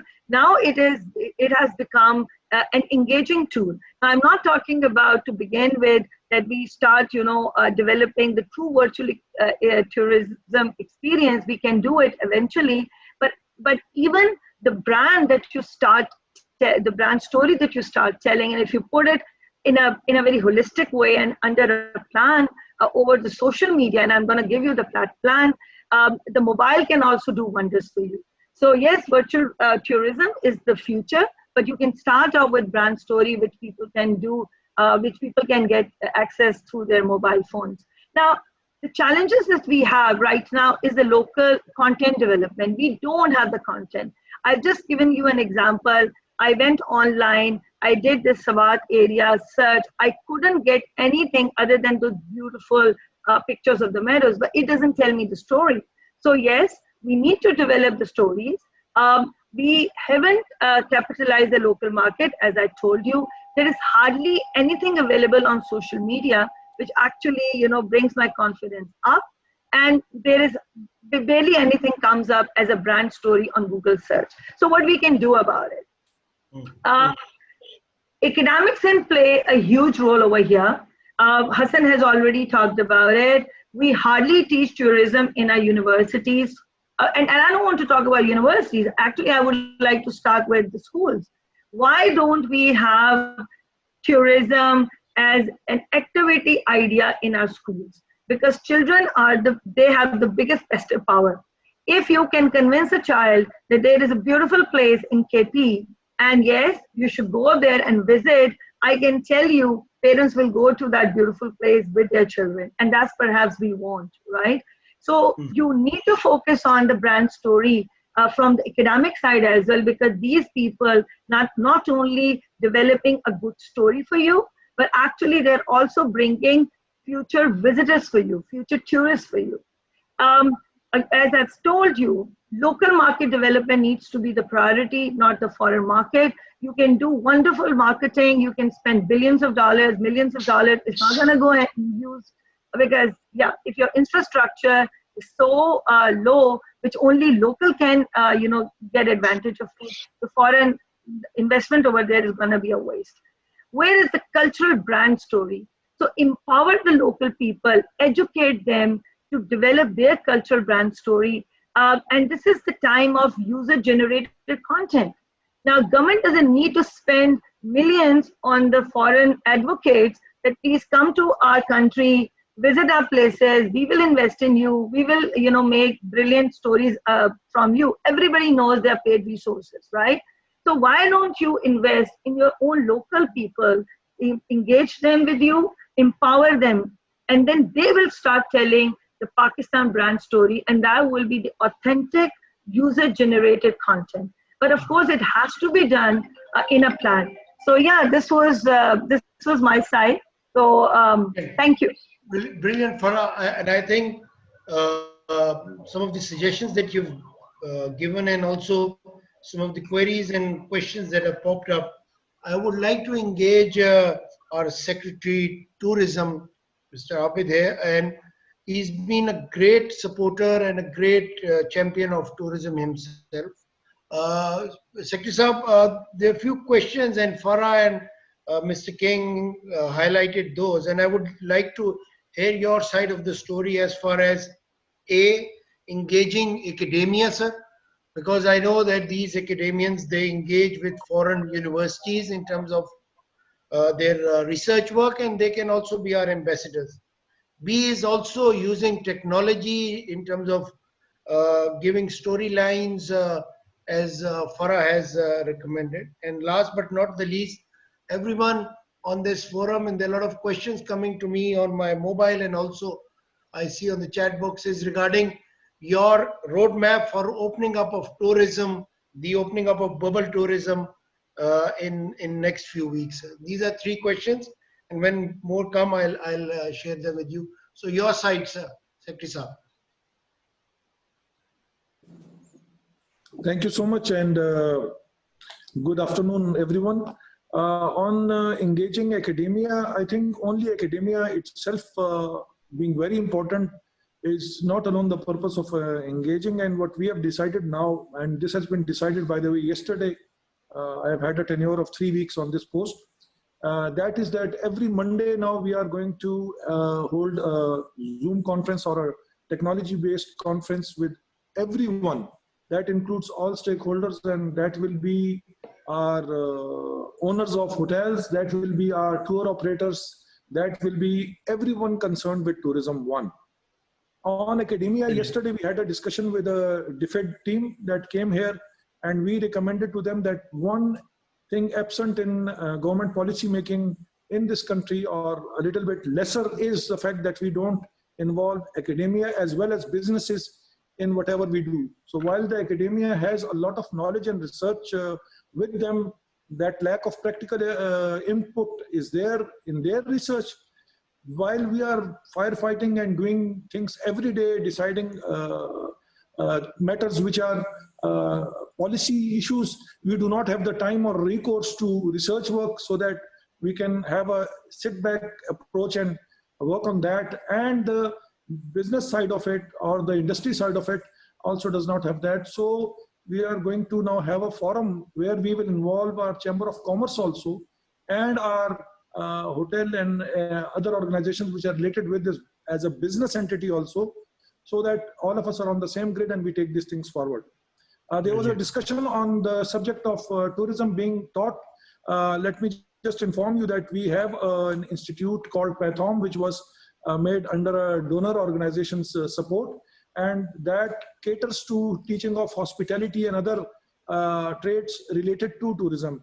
So we are working on a proposal which actually increases the branches of that institute and takes it forward, and also have a subject in the syllabus of universities and colleges on that. As far as the use of technology for storytelling is based, what this department is working on is, and through the World Bank, is having a singular platform which actually allows all the social media and every platform to come onto a single platform.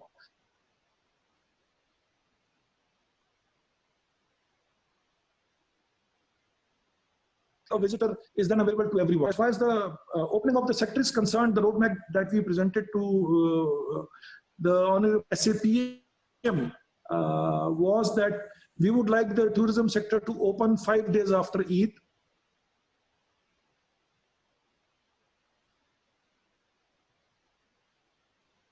weekend coming after Eid, that wherever there are no hotspots for corona, we open up the sector and we open up with the families first.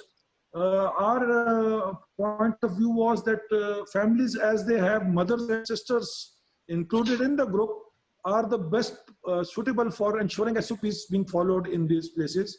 We have yesterday issued our SOPs after a meeting with Zulfi Bukhari Sahab, and the purpose of issuing those SOPs before the sector opens was so that they are available with the tour operators also and with the hotel owners also, and then we can have sessions with them starting early next week after Eid, so that they are on board on those SOPs and they are set in place much before the actual tourism sector starts.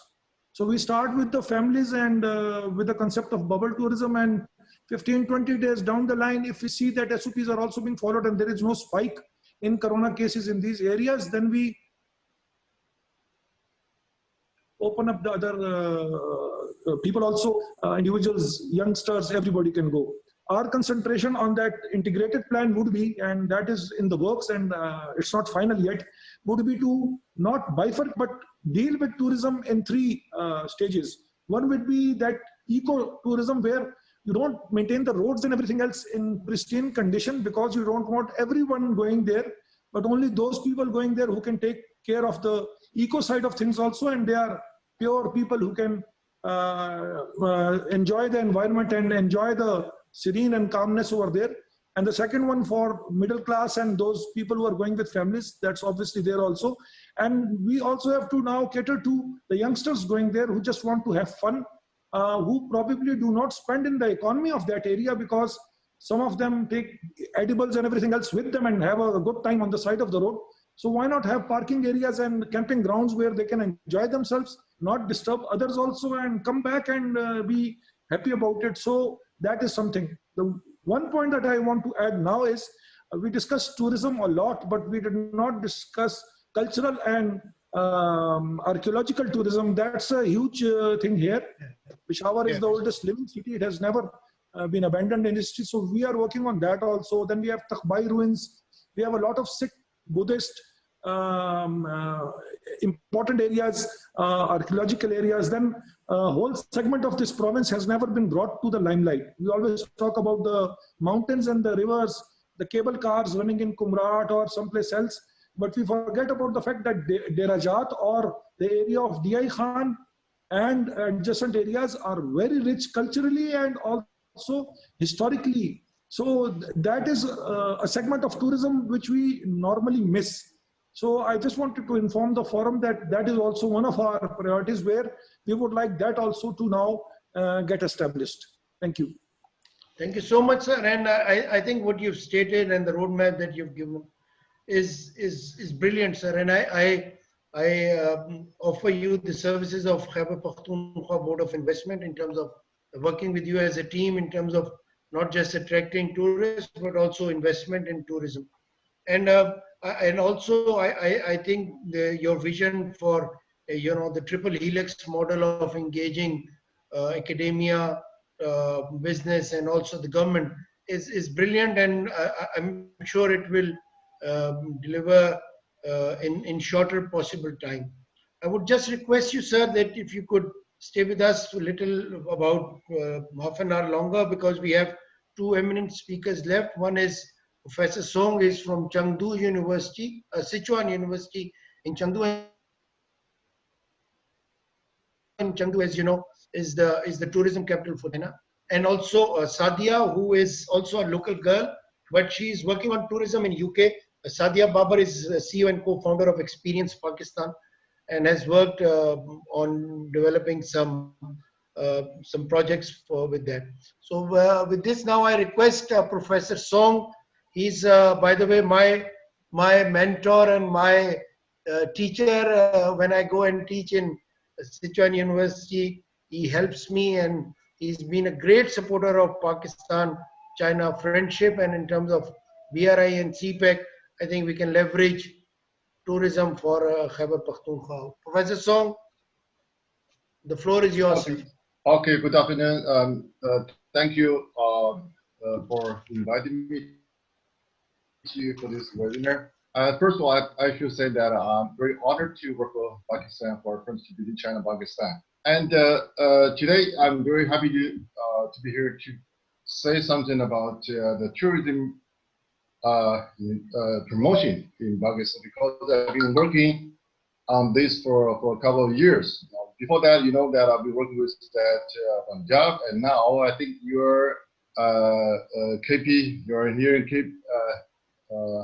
KPK, and I noticed that KPK is also very rich in the source of the tourism, and I'd be very interested to work with union to promote tourism in KPK. And you know that before the pandemic, every year we have more than 150 million people going out to see the world. And in recent years, I have a lot of friends, asking me, is it possible to organize our trip to Pakistan? So I think now, maybe after this pandemic, I will be able to do this now, because and today, especially when you are here organizing this special webinar to promote, I'll be happy to work with you on this. But we need to do something, to facilitate the trips of the people from China. So I will say that something of course I agree to the comments from the previous speakers. They're right. Yeah, I agree with them. But for something we need to do work on, especially on that, is on some aspect of the infrastructure promotion. Especially, I think so far, and I think we need to work more harder, on the infrastructure that is the flight. We need a direct flight between one more or another flight between China and Pakistan. So is it possible we can have a special flight between Chengdu and Islamabad, or if Peshawar, that'd be great. I hope so, inshallah. Because in Chengdu, in Sichuan, you mentioned that the Sichuan. I'm from Sichuan University, where the university is located. Sichuan is a big province of tourism. We have a lot of tourist sites, and we attract many people, many tourists from all over the world. So I would like to, maybe work with you to share the experience on this. Maybe my friends, even last month, my friend was asking me, calling me, is it possible to organize a trip to Pakistan later this year? I said it's possible, and but they asked about the flight, how we could go there, because if we go by through via Xinjiang, then we have to stop over in there for overnight, and then there we have to go to either to Beijing, to Islamabad, or to some other places. That takes longer time. So maybe this is something we should think about, from direct flight, whatever, shorten the time, reduce time to save the time, because tourism, the tourists, they need time. And some other special site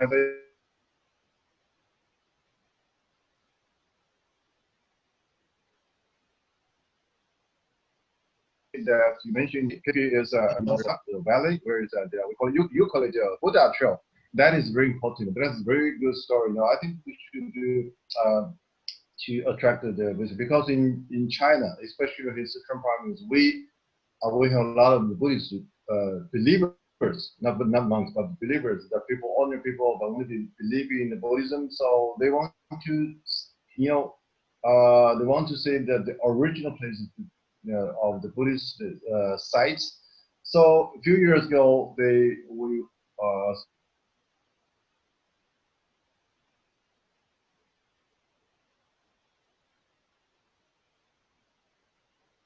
tried to organize believers. Now we connect these sites to this Swat Valley or to some other place.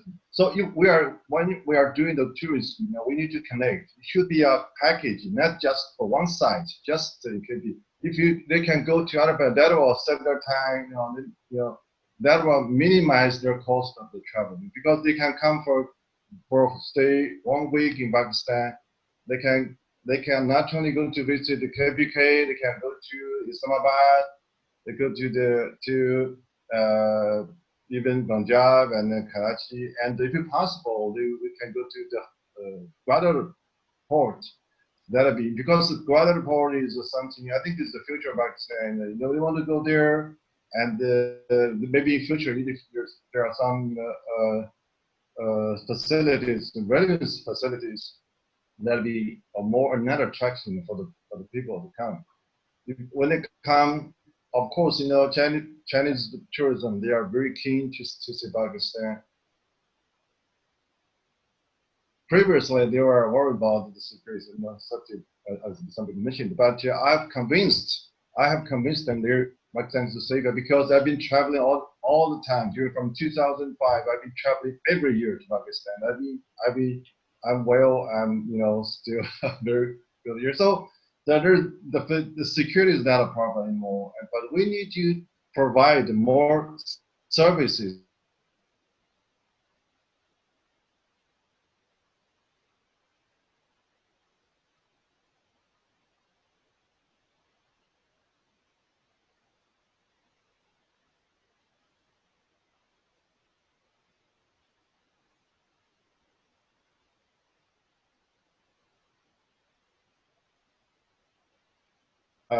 Okay. I'm sorry that I did not make slides of PowerPoint because this day I've been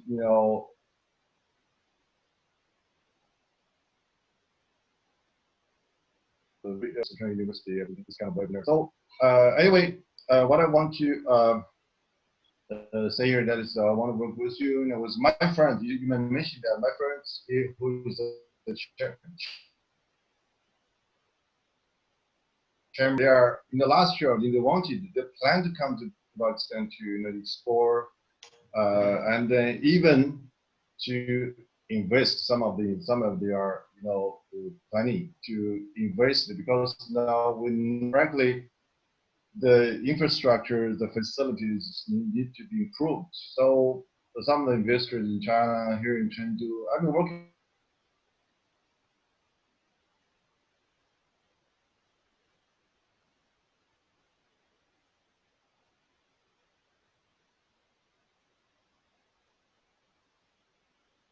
I'm meeting with you. Thank you for inviting me. Thank you so much, sir.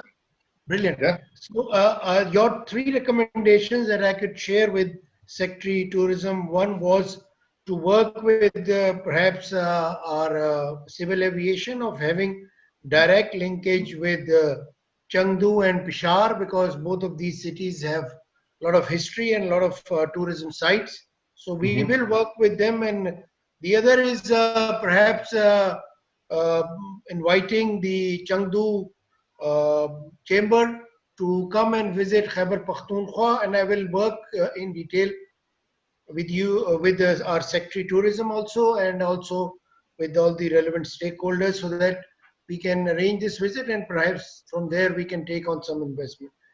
One thing I would like to highlight to you, and this might be of some comfort for you, is that I have spoken to Chow Bao Chong in Gwadar, and Yes. he's more than happy to, he's opening a pavilion, and I'll share these details when I meet with our Secretary Tourism. He's opening a pavilion for Khyber Pakhtunkhwa free of cost for 2 years in Gwadar port site. And this will facilitate not just our tourism, but also will also encourage Chinese to look at. I would just request tourism to a few words, sir, on reducing the number for Chinese visitors, perhaps to 5 to 6 in one visa application, so that they can travel in more number. And lastly, about Chengdu Chamber coming in, investing in tourism. Secretary Saab. Although 2 of these subjects are of the federal government, but the circumstances these days are that yesterday proposed to the Honorable SAPM that we would like the tourism industry to be favored by not treating them as commercial entities when they are billed under our electricity bills policy, and he agreed, and today letter is going to him from the Chief Minister recommending that the bills should now be as per an industry. So I can take the liberty, my point was I can take the liberty of committing a few things here on the 2 points. Brilliant. And I can assure you that within the next week we'll also take them up.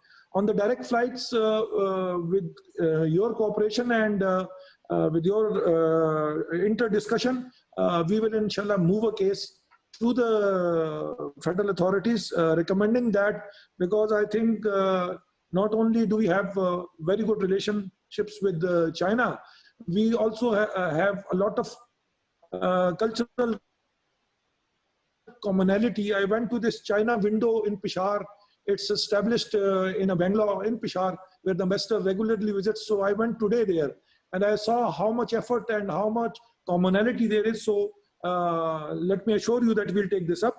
On the visa issue also, the same commitment that we'll do that. On the Chamber of Commerce, we were thinking of inviting most of our foreign representatives of different countries in Islamabad as our guests to our areas to come and enjoy that, but with a selfish design that we use the pictures and their statements made here for the furthering of tourism, not only locally but also internationally. So once we have a meeting with our own Chamber of Commerce and the tourism industry here, let me assure you that through your offices, we'll also be approaching them. And if there is a visit possible and a fruitful visit at that, we are more than glad to host them here. Thank you. So thank you so much. Now I request, we've kept the best for last. I would now request Sadia Babar, the CEO and founder of Experience Pakistan. She's doing brilliant work there in London, and I think with collaboration with tourism department and others, you can be our great support. So Sadia, please go ahead.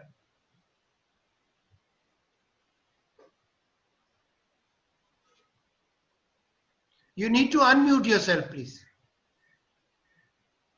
Oh, apologies. Okay, thank you. So firstly, Mr. Hassan Bhai, you put a lot of pressure on me with the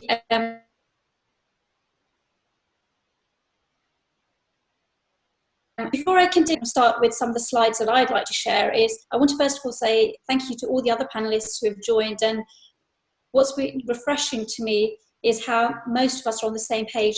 It always helps when you approach a topic where everyone has the same thought process and has the same concerns or can see the same opportunities. It certainly makes the job a lot easier. Now, Mr. Hassan Bhai obviously gave us all a brief that we had 10 minutes. I'll admit now that my slides will take about 12 minutes and 40 seconds, which I timed this morning. And yes, you can have your 12.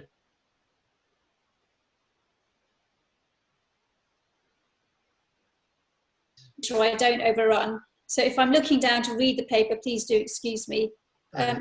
So like everyone, I'm just going to share my presentation. Bear with me a second. Bear with me a second. Let me just see why I can't see the presentation on. Okay, yeah. So.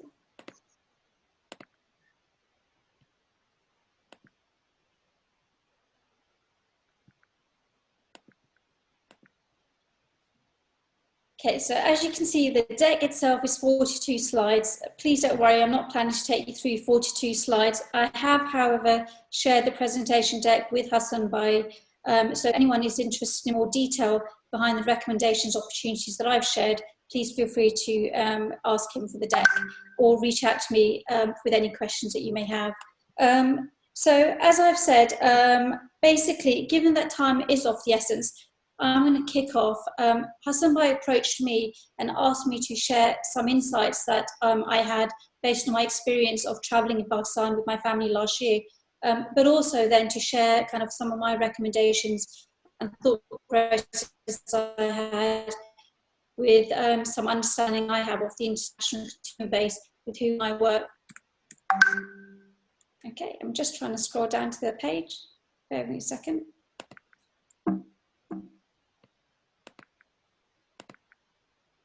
Okay, so when I approach tourism and promote it and talk to my clientele, I see 4 different opportunities that exist in Pakistan. Food is a key essence.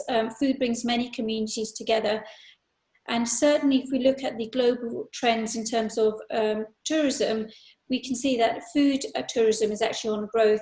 So Intrepid Travel Agency, which is a huge travel agency based in the UK, saw 20% growth in the number of experiences that people were purchasing by way of holidays. And some of the population destinations were things like making your own wine in Italy and some food workshops in the Mediterranean. And of this premise, I've collaborated with Chef Intels, and we've created a food experience in which not only do we take people to the local restaurants, we also take them to fine dining, but we've collaborated with some home chefs. Over here you can see is Moksha Cafe based in Hunza, in which our clients can actually do a workshop. So they spend 4 or 5 hours there, they learn how to make a starter, a main meal, a dessert, and then they sit in the cafe and enjoy it while watching this sunset at Pasul Goans. And these are some of the initiatives that we've taken on board to ensure that the tourism we bring in to Pakistan benefits the local communities in the local area, because that's a big focus for us as a company.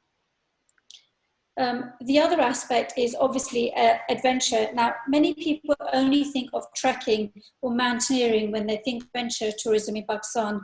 But I wanted to show my kids and also my clients here in the UK and basically globally, that actually for the less hardcore, kind of sports activities, there are more kind of activities that you can do with the family, such as zip lining at Sidhu's Retreat. We did some parasailing at Khanpur Lake. And I think that this is almost just a tip. There's still huge opportunity given the fact that the KPK is surrounded by not just mountains, but beautiful treetops. I think there's an opportunity to collaborate with treetop adventure parks who are already operating in Europe and the US, and create some franchise opportunities to here, which not only will appeal to the domestic market, but I think one of the common themes was coming that actually where the growth opportunity is in terms of improving our GDP is promoting tourism with family units. And when you are promoting tourism with families, so I speak personally from being mom of 3, and when you plan holiday, because ultimately it's a family holiday and those holidays are precious. The next kind of aspect is culture, which we've all hit on. And I think, obviously, the Secretary also mentioned that this is a huge opportunity, not just obviously all over Pakistan, but certainly within KPK, because we have Takhbai, of course.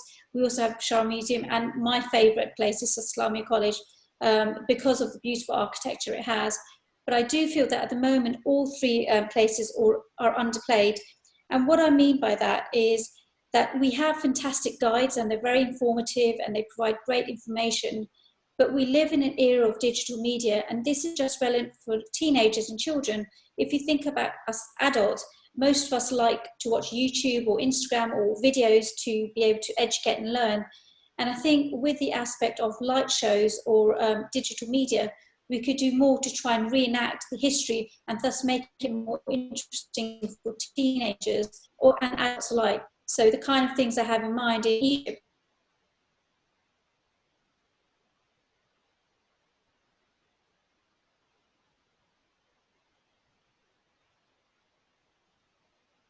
and thus it's a story of kind of the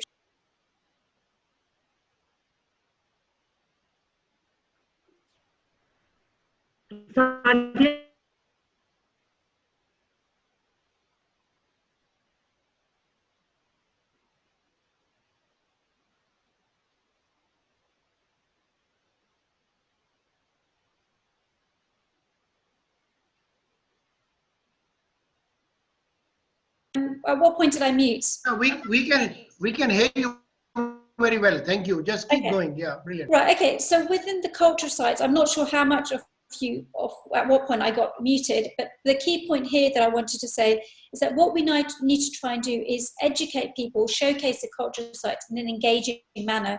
So, for example, the Kisahani Bazaar, you know, historically it was known for storytelling. It was known for as a central point to meet, where you would sit, have a gava chai, talk about business, but also stories. And having some kind of, you know, an evening tour where the streets are lit up, and you've got music and you've got like kind of a reenactment of a storyteller telling the story. Things like when you go to the museum, have activities like treasure trails where children are given a question sheet and they've got to try and hunt down different clues or answers. Because suddenly when you do things like that, it's making it more interesting and engaging, beyond just standing and listening to a guide speaking, which with the best will in the world, even as an adult, most of our attention span tends to be quite short-lived. The natural beauty, it goes without saying that Pakistan is full of natural beauty, and certainly within KPK, we've all spoken about what's on offer. But I think the biggest challenge, and I think many of us have raised it, is that what we need to try and do is make sure that the accessibility is good, but not just about the accessibility. We need to make sure that we are preserving the assets that we have. And I will share some thoughts, because I think there are some areas, Naran being one of them, where I think there's a real danger. There's been over-urbanization, and actually a lot of the natural beauty that was on offer has been lost because actually it's been replaced with lots of ugly cement-looking buildings. So what are the challenges? The first challenge that I would say is lack of price competitiveness. Now, I could go on and on about that for half an hour, but I'm going to make this quite succinct. I find that relative to our neighboring countries like India, like Sri Lanka and Nepal, traveling in Pakistan is very expensive.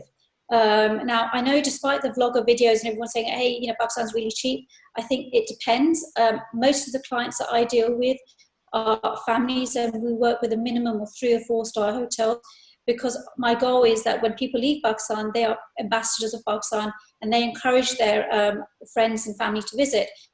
And I know the only way I can comfortably do that is by working with a minimum 3 or 4 star hotel. If I go below, I run the risk that they'll have a terrible experience in Pakistan, and it will defeat the whole purpose of why I created the company Experience Pakistan. We've talked about lack of clean and maintained facilities. Now, this isn't a criticism and it's not a dig at Pakistan. The reality is this isn't a situation, this isn't just to Pakistan. Many developing countries have the same challenges. But I think the reason it's critical now is that post-COVID-19, sanitation and clean facilities is the utmost priority for many consumers. In a report, and a research report that was carried out by TripAdvisor in June 2020, and their consumer panel were asked, what are the key things that you're looking at when you're booking your holiday post-COVID-19? Sanitation was the number one, that when they're looking at the destination they choose, when they're looking at accommodation or restaurant, it's ultimately which are the cleaner kind of countries to go to. So with Pakistan, I think Pakistan is fantastic. We have some great new resorts that are built, but I think the challenge that we have in Pakistan, and again, I talk about Pakistan because we're talking about Pakistan. I think this is probably the same for Egypt and many developing countries where it's not maintained. So we need to make sure that we have measures that are put in place to maintain. And for me, this is a great employment opportunity. We only have to look at the case study for Dubai, where you go to any toilet or any shopping mall, you've got cleaners that are permanently there.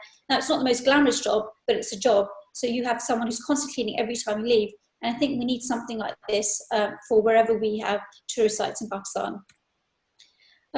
Lack of family-friendly accommodation. Now, this is a big bugbear for me because often I'm working with clients who are kind of looking at multi-generation trips. So it's not just the family, they're going with their grandparents and grandchildren. So suddenly you have a group of 8 to 10.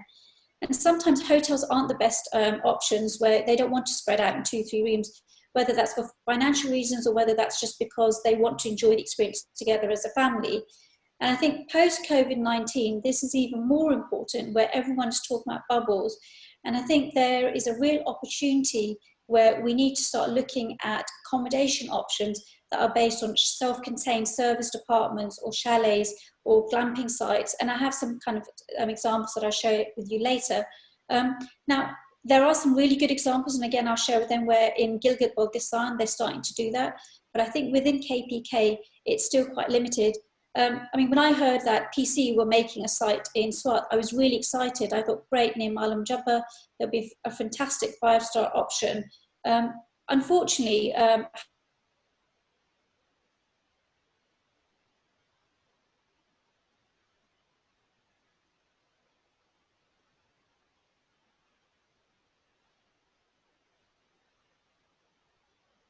the size of the Harsh Group, it was really should have done it. Whereas Serena, I think, are fantastic in the way that in Gilgit-Baltistan they've found forts and they've just like kind of built it within. So they've kept the main exterior looking in keeping with the environment, but they've been innovative and kind of redone the inside. So you have the authentic experience as well. Lack of services when going to the northern areas, I think that's a self-explanatory point. A few others have picked on it. And I think, again, you know, there are some thoughts, you know, whether it's a kind of a PTDC type model where we initially, the government looks at some initiatives where they kind of build some standardized simple service stations and then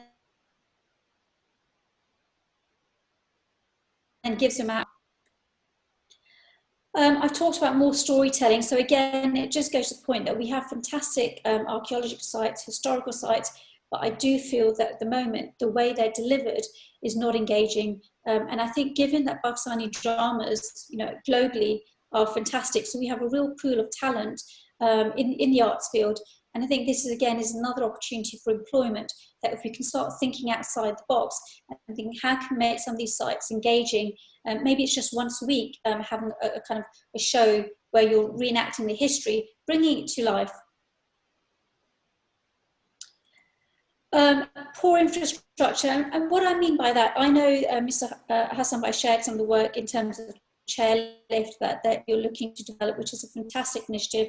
I know that there's a new road going up to Swat, which is great.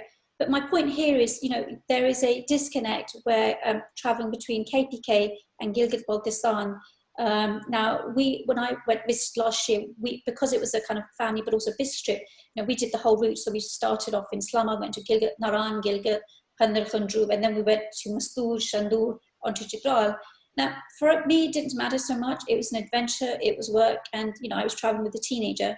But if you're elderly or if you are traveling with young children, you know, I would never recommend that route because A, there's no service stops en route. It's not the most comfortable road.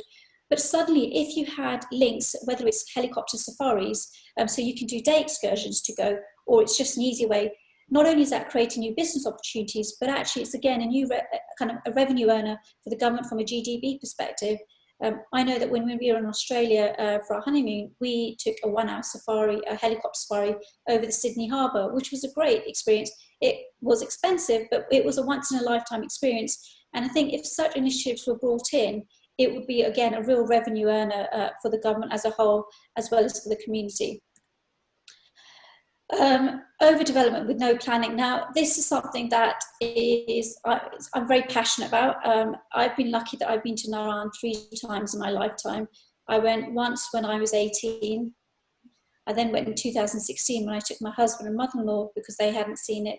And then again, albeit briefly, last year. But on every time, Naran was, when I remember, really beautiful. It had a lot of authenticity.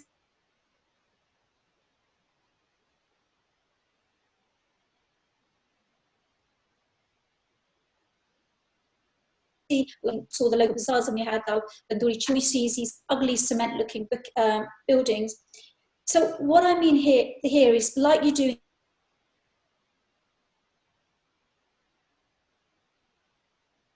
where you've got rated buildings, you've got to submit planning permission, you've got to submit drawings, and then the planning authority decides whether the look and feel is in keeping. Does it offend the kind of site? Is it actually adding value? And I think this kind of body, I'm not close enough to the government, so it may well exist, but I just feel that certainly from what I've seen in Naran, it seems that if it does, I can't see it because as I said, all I see there now is grey cement. The other example I have is, Hotel One, whilst it's fantastic in terms of the facilities, the building itself is ugly, and I'm quite disappointed because with the likes of Sreen and Harsha Group, who are leaders in terms of the hotelling industry in Pakistan, I would have expected kind of greater consideration, thought being given to the design work. lack of experiences and activities. And what I mean by that is, again, some of us have touched on it, is when you are going to a destination with a family, you know, you are going with the view that you want to stay in one base, probably, you know, kind of 4 or 5 nights and relax. And often in the northern areas, by 6 or 7 o'clock, it's dark, and then you're stuck in the hotel. What do you do then? And, you know, ultimately you're left to either play Scrabble yourself or play on your phone or play on your iPad.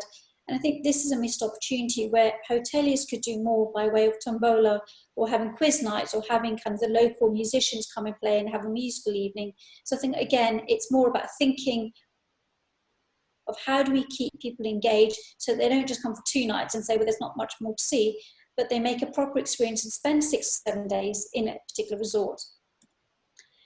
Poor Wi-Fi.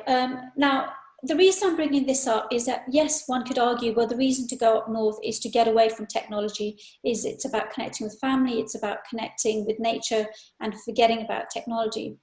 But actually what we've seen is that globally, one of the big trends is workations. And certainly in lockdown, there's been a greater demand and by employees towards their employees to do these workations.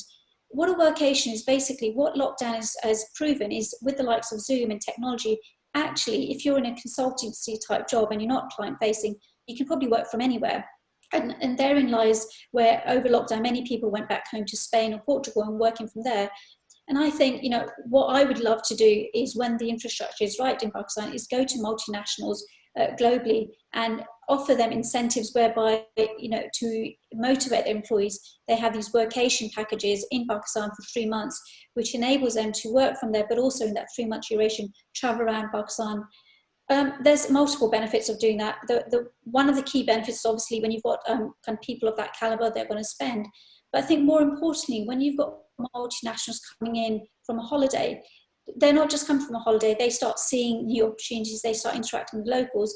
So that potentially kind of opens up doors for a multinational to start setting up hubs or kind of head offices in Pakistan, much like India's done, where India started off with tourism, and because the tourists started coming, they suddenly saw the opportunities there with the kind of the people there, and they've got big offices in Bangalore, and most of the call centers are kind of there. And I think that's almost, if we think about strategically, not 4 or 5 years, but think of 20 years down the line, this is the aspiration that we should be looking at to overall kind of benefit the country off the back of tourism. So specifically, what does that mean for KPK?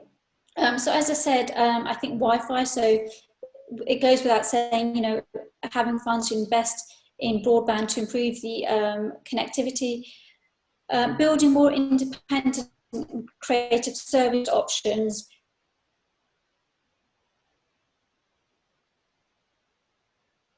that were made in Italy. Obviously, I appreciate there's different funding pots, etc. But again, it's just giving ideas of how they've ensured that what is being built is catering for large groups, but also in keeping with the natural environment. Over here, you've got pine trees. Again, instead of using cement, look at the local wood, look at the local stones, and using that to build the accommodation. Treetops, again, it's all about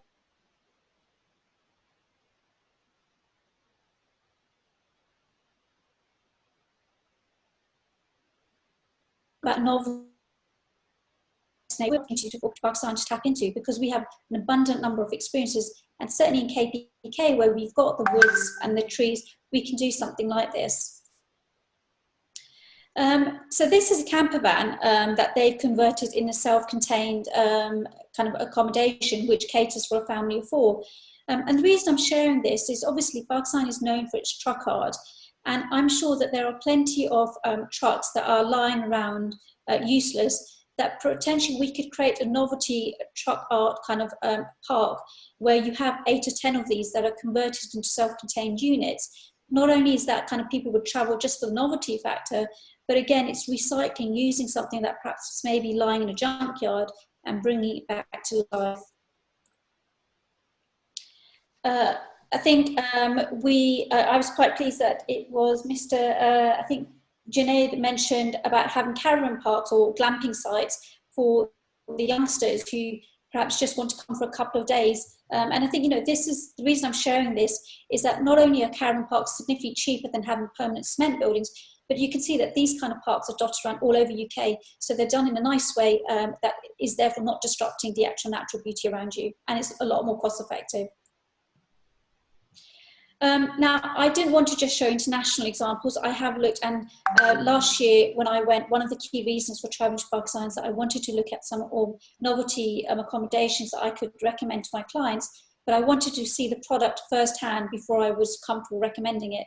And I'm pleased to say that actually the products are far better than what the pictures even show. So you've got the Hunza Glamping Resort, which kind of overlooks the mountains. You've got the igloos that Sweet Tooth made by Attabad Lake. Just over here, again, you've got lovely resorts which accommodate a family of 4 by Attabad Lake, made by Luxus. And the Moksha Cafe. Looking at Gulmid, this is one of my favorites, which is the yurts that they've created. Not only are they really big palatial spaces, so you could easily accommodate about 10 people, but actually, you know, if you look at the way it's built, it's not offensive, it's very creative, and I think for the international tourists, a real kind of experience in itself.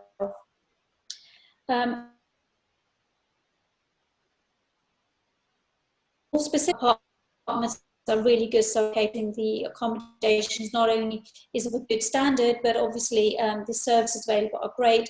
Arcadia Group are one of my favourite because I think the way they've made their resorts, it's using natural woods, it's in keeping, and the sizes of the rooms are really good for family units. And of course, we've got the Hindu Kush Heights and Jagdala Masood. So what are my thoughts? How do I think KP can attract international tourists? As I mentioned, one of the key things is about having creative, independent kind of style accommodations. So thinking beyond just having tower block hotels. I think there's something around storytelling. Using the local talent that we have, it creates employment opportunities and it's more engaging the way we tell history. Better Wi-Fi, I don't think I need to expand much more on that. Good implementation and communication of sanitation measures. So this again is all about kind of marketing, and I know that the SOP, there are some measures in place, which is a fantastic platform to build on. But I think it's like once we have these in place, it's using this as a marketing tool at the forefront to reassure the international audience and even the domestic audience that actually, you know, it's very safe and measures are in place. So what are some experiences that can be built on? As I mentioned earlier, you know, helicopter tours. So helicopter kind of tours aren't just good for connecting the different valleys, but they're also good experiences in themselves to be able to sightsee in a short time if you've got limited time when you're traveling to Pakistan. So I was lucky that, decades ago, that when we went to we had the opportunity to see the Khatak dance perform live. And I think at the moment, you know, that is a big aspect of KPK tradition. And I just don't think that we do anything with this. And there's real opportunity, again, in experiences and entertainment to bring this to life. And again, the revival of the train safari. So the Orient Express, Saeed Bukhari mentioned it, kind of draw huge amount of funds every year because of the novelty factor of it. And mainly people only go for the weekend. So I think we have the infrastructure there where we have the trains and we have the rails. And I just think it's a missed opportunity that if we can revive that, it's another revenue earner, not just amongst the domestic audience, but also amongst the international audience that are kind of, you know, as I said, the train specialists or lovers of trains. So I've only got a couple of points. So I would argue that this isn't necessarily my expertise, but if I were investing in Pakistan, I think, you know, I want to ensure that some of the other participants have prior engagement. So just quickly, if you could run down these 2 slides, please. That's fine. Yes, it's the last slide. So basically, the 2 key points here is I think Dubai is a really, you know, if ultimately tourism is about benefiting the locals and that the local communities benefit, we should maybe look at the Dubai model where if you want to set up a business, you've got to have a local Emirati that sponsors you. And if we do something like that, there's 2 things. If you have a local that's got vested interest in the development, they're more likely to be engaged to ensure that the running is efficient, that standards are maintained. I think it's also kind of a joint partnership in terms of kind of ensuring the private investor gets what he wants as well as the locals. And again, kind of having a community-based levy. So often here in the UK, if a private developer is building a huge housing scheme, there's a requirement that a kind of 25% portion should be given to social housing, so that the kind of those who can't afford it can also live there. And I think we should maybe consider having something similar, where if a private person developer is coming, having a small amount of fund, which they would then be looking at investing, whether it's a local school or a local hospital. So again, where the local community is benefiting. Now, obviously, I'm not close enough to the intricacies, so I'm not sure of the logistics, but these are just some top line thoughts of how I think investment should be approached for Pakistan so the locals are benefited. That comes to the end of the presentation. Obviously, that was a very quick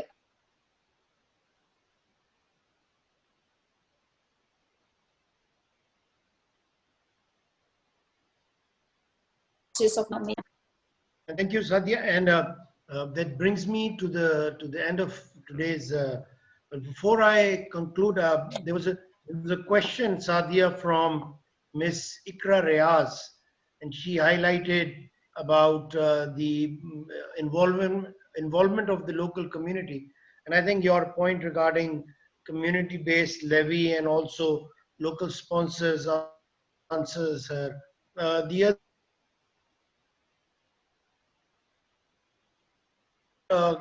his government has planned for the tourism strategy. So I think our Secretary Tourism ably answered that. So with this, I'm so happy to. Hasma, sorry, can I just suggest, so just one response. So on the community-based tourism, some of the other things that we have done is, and we've done this actually with the Swat Valley Guild, where when we have a 7-day package to Swat, but it's not just about showing White Palace and Malam Jabba. We've worked with the local refugees there, in which we've created a 3-day workshop to kind of learn the craft, and what we do is £60 for every package that we sell goes towards the learning development of these ladies. So within our strategy, we have a lot of community-based experiences, because our sole purpose wasn't just about promoting tourism, but it was to ensure that the local community and locals of Pakistan benefit from it. Brilliant. Since you are a local KP girl, so this is the least that you can do. Absolutely.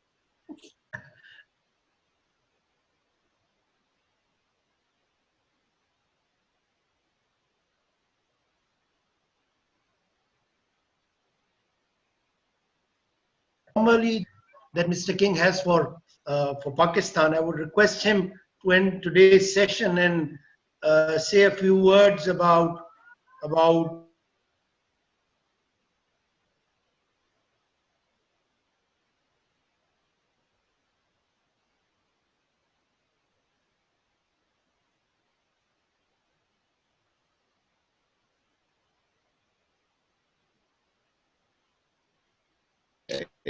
consensus on how do we go forward. And first of all, I think you need affordable accommodation. I think that's very important, and you don't need expect huge investment, 5-star hotel, things like that. The other things I totally agree is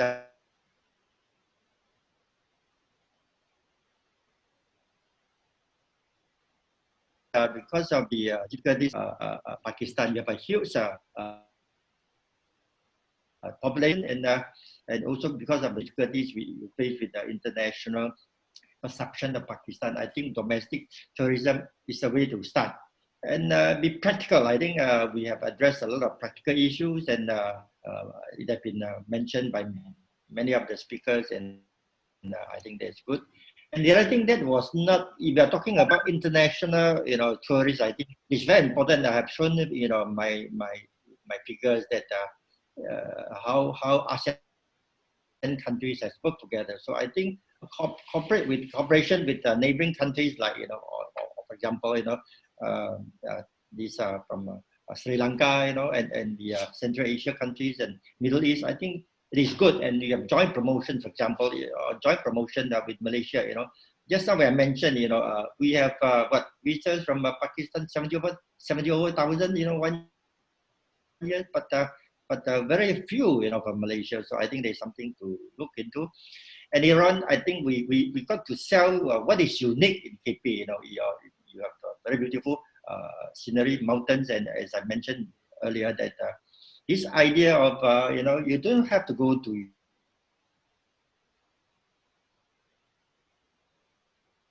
experience the beauty of Switzerland. I think it's, for example, friends from Middle East, they may have difficulties going to travel to Europe, and you got to promote your uniqueness. And it's very good to talk about these working with academia, but I think this tourism is nothing high tech. So vocational schools be good enough. We can have and then on the job training is very important in the case of tourism. It's no point talking about these theories in a class, but you have to on the job this training. So you need these tourist spots. These hotels. Where you can send your people for training. The other one is you have to decide whether you are going for niche market or mass market, because I notice your publicity is mainly aimed at niche market. You aim at tourists from Europe, for adventure, more adventurous. But then what about your mass market in Asia, in Southeast Asia, in China and in Middle East? So I think to me, I think mass market is more important than niche market. So I think your target marketing is very, very important. So while talking about this strategy, you have to determine. I think the federal government, just now I heard from the previous speakers, I think they know, they have good strategy, they know what to do. Now it's a question of becoming more down to earth.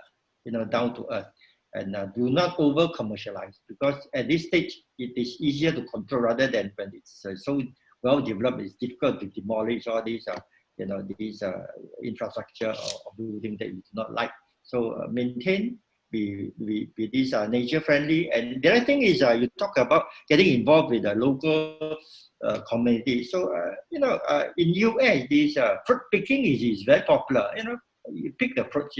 Every season you have different fruits. Some of these activities, you look at it, it's not important, but it is interesting, to city folks, and then easy to start with. Though not aim too high, be practical. That is the way I look at it, and that's the way I want to conclude my speech. Thank you. Brilliant, sir. So we end at this positive note, and I think Rome was not built over a day. And as perhaps Deng Xiaoping would say, we will cross the river by touching the pebbles.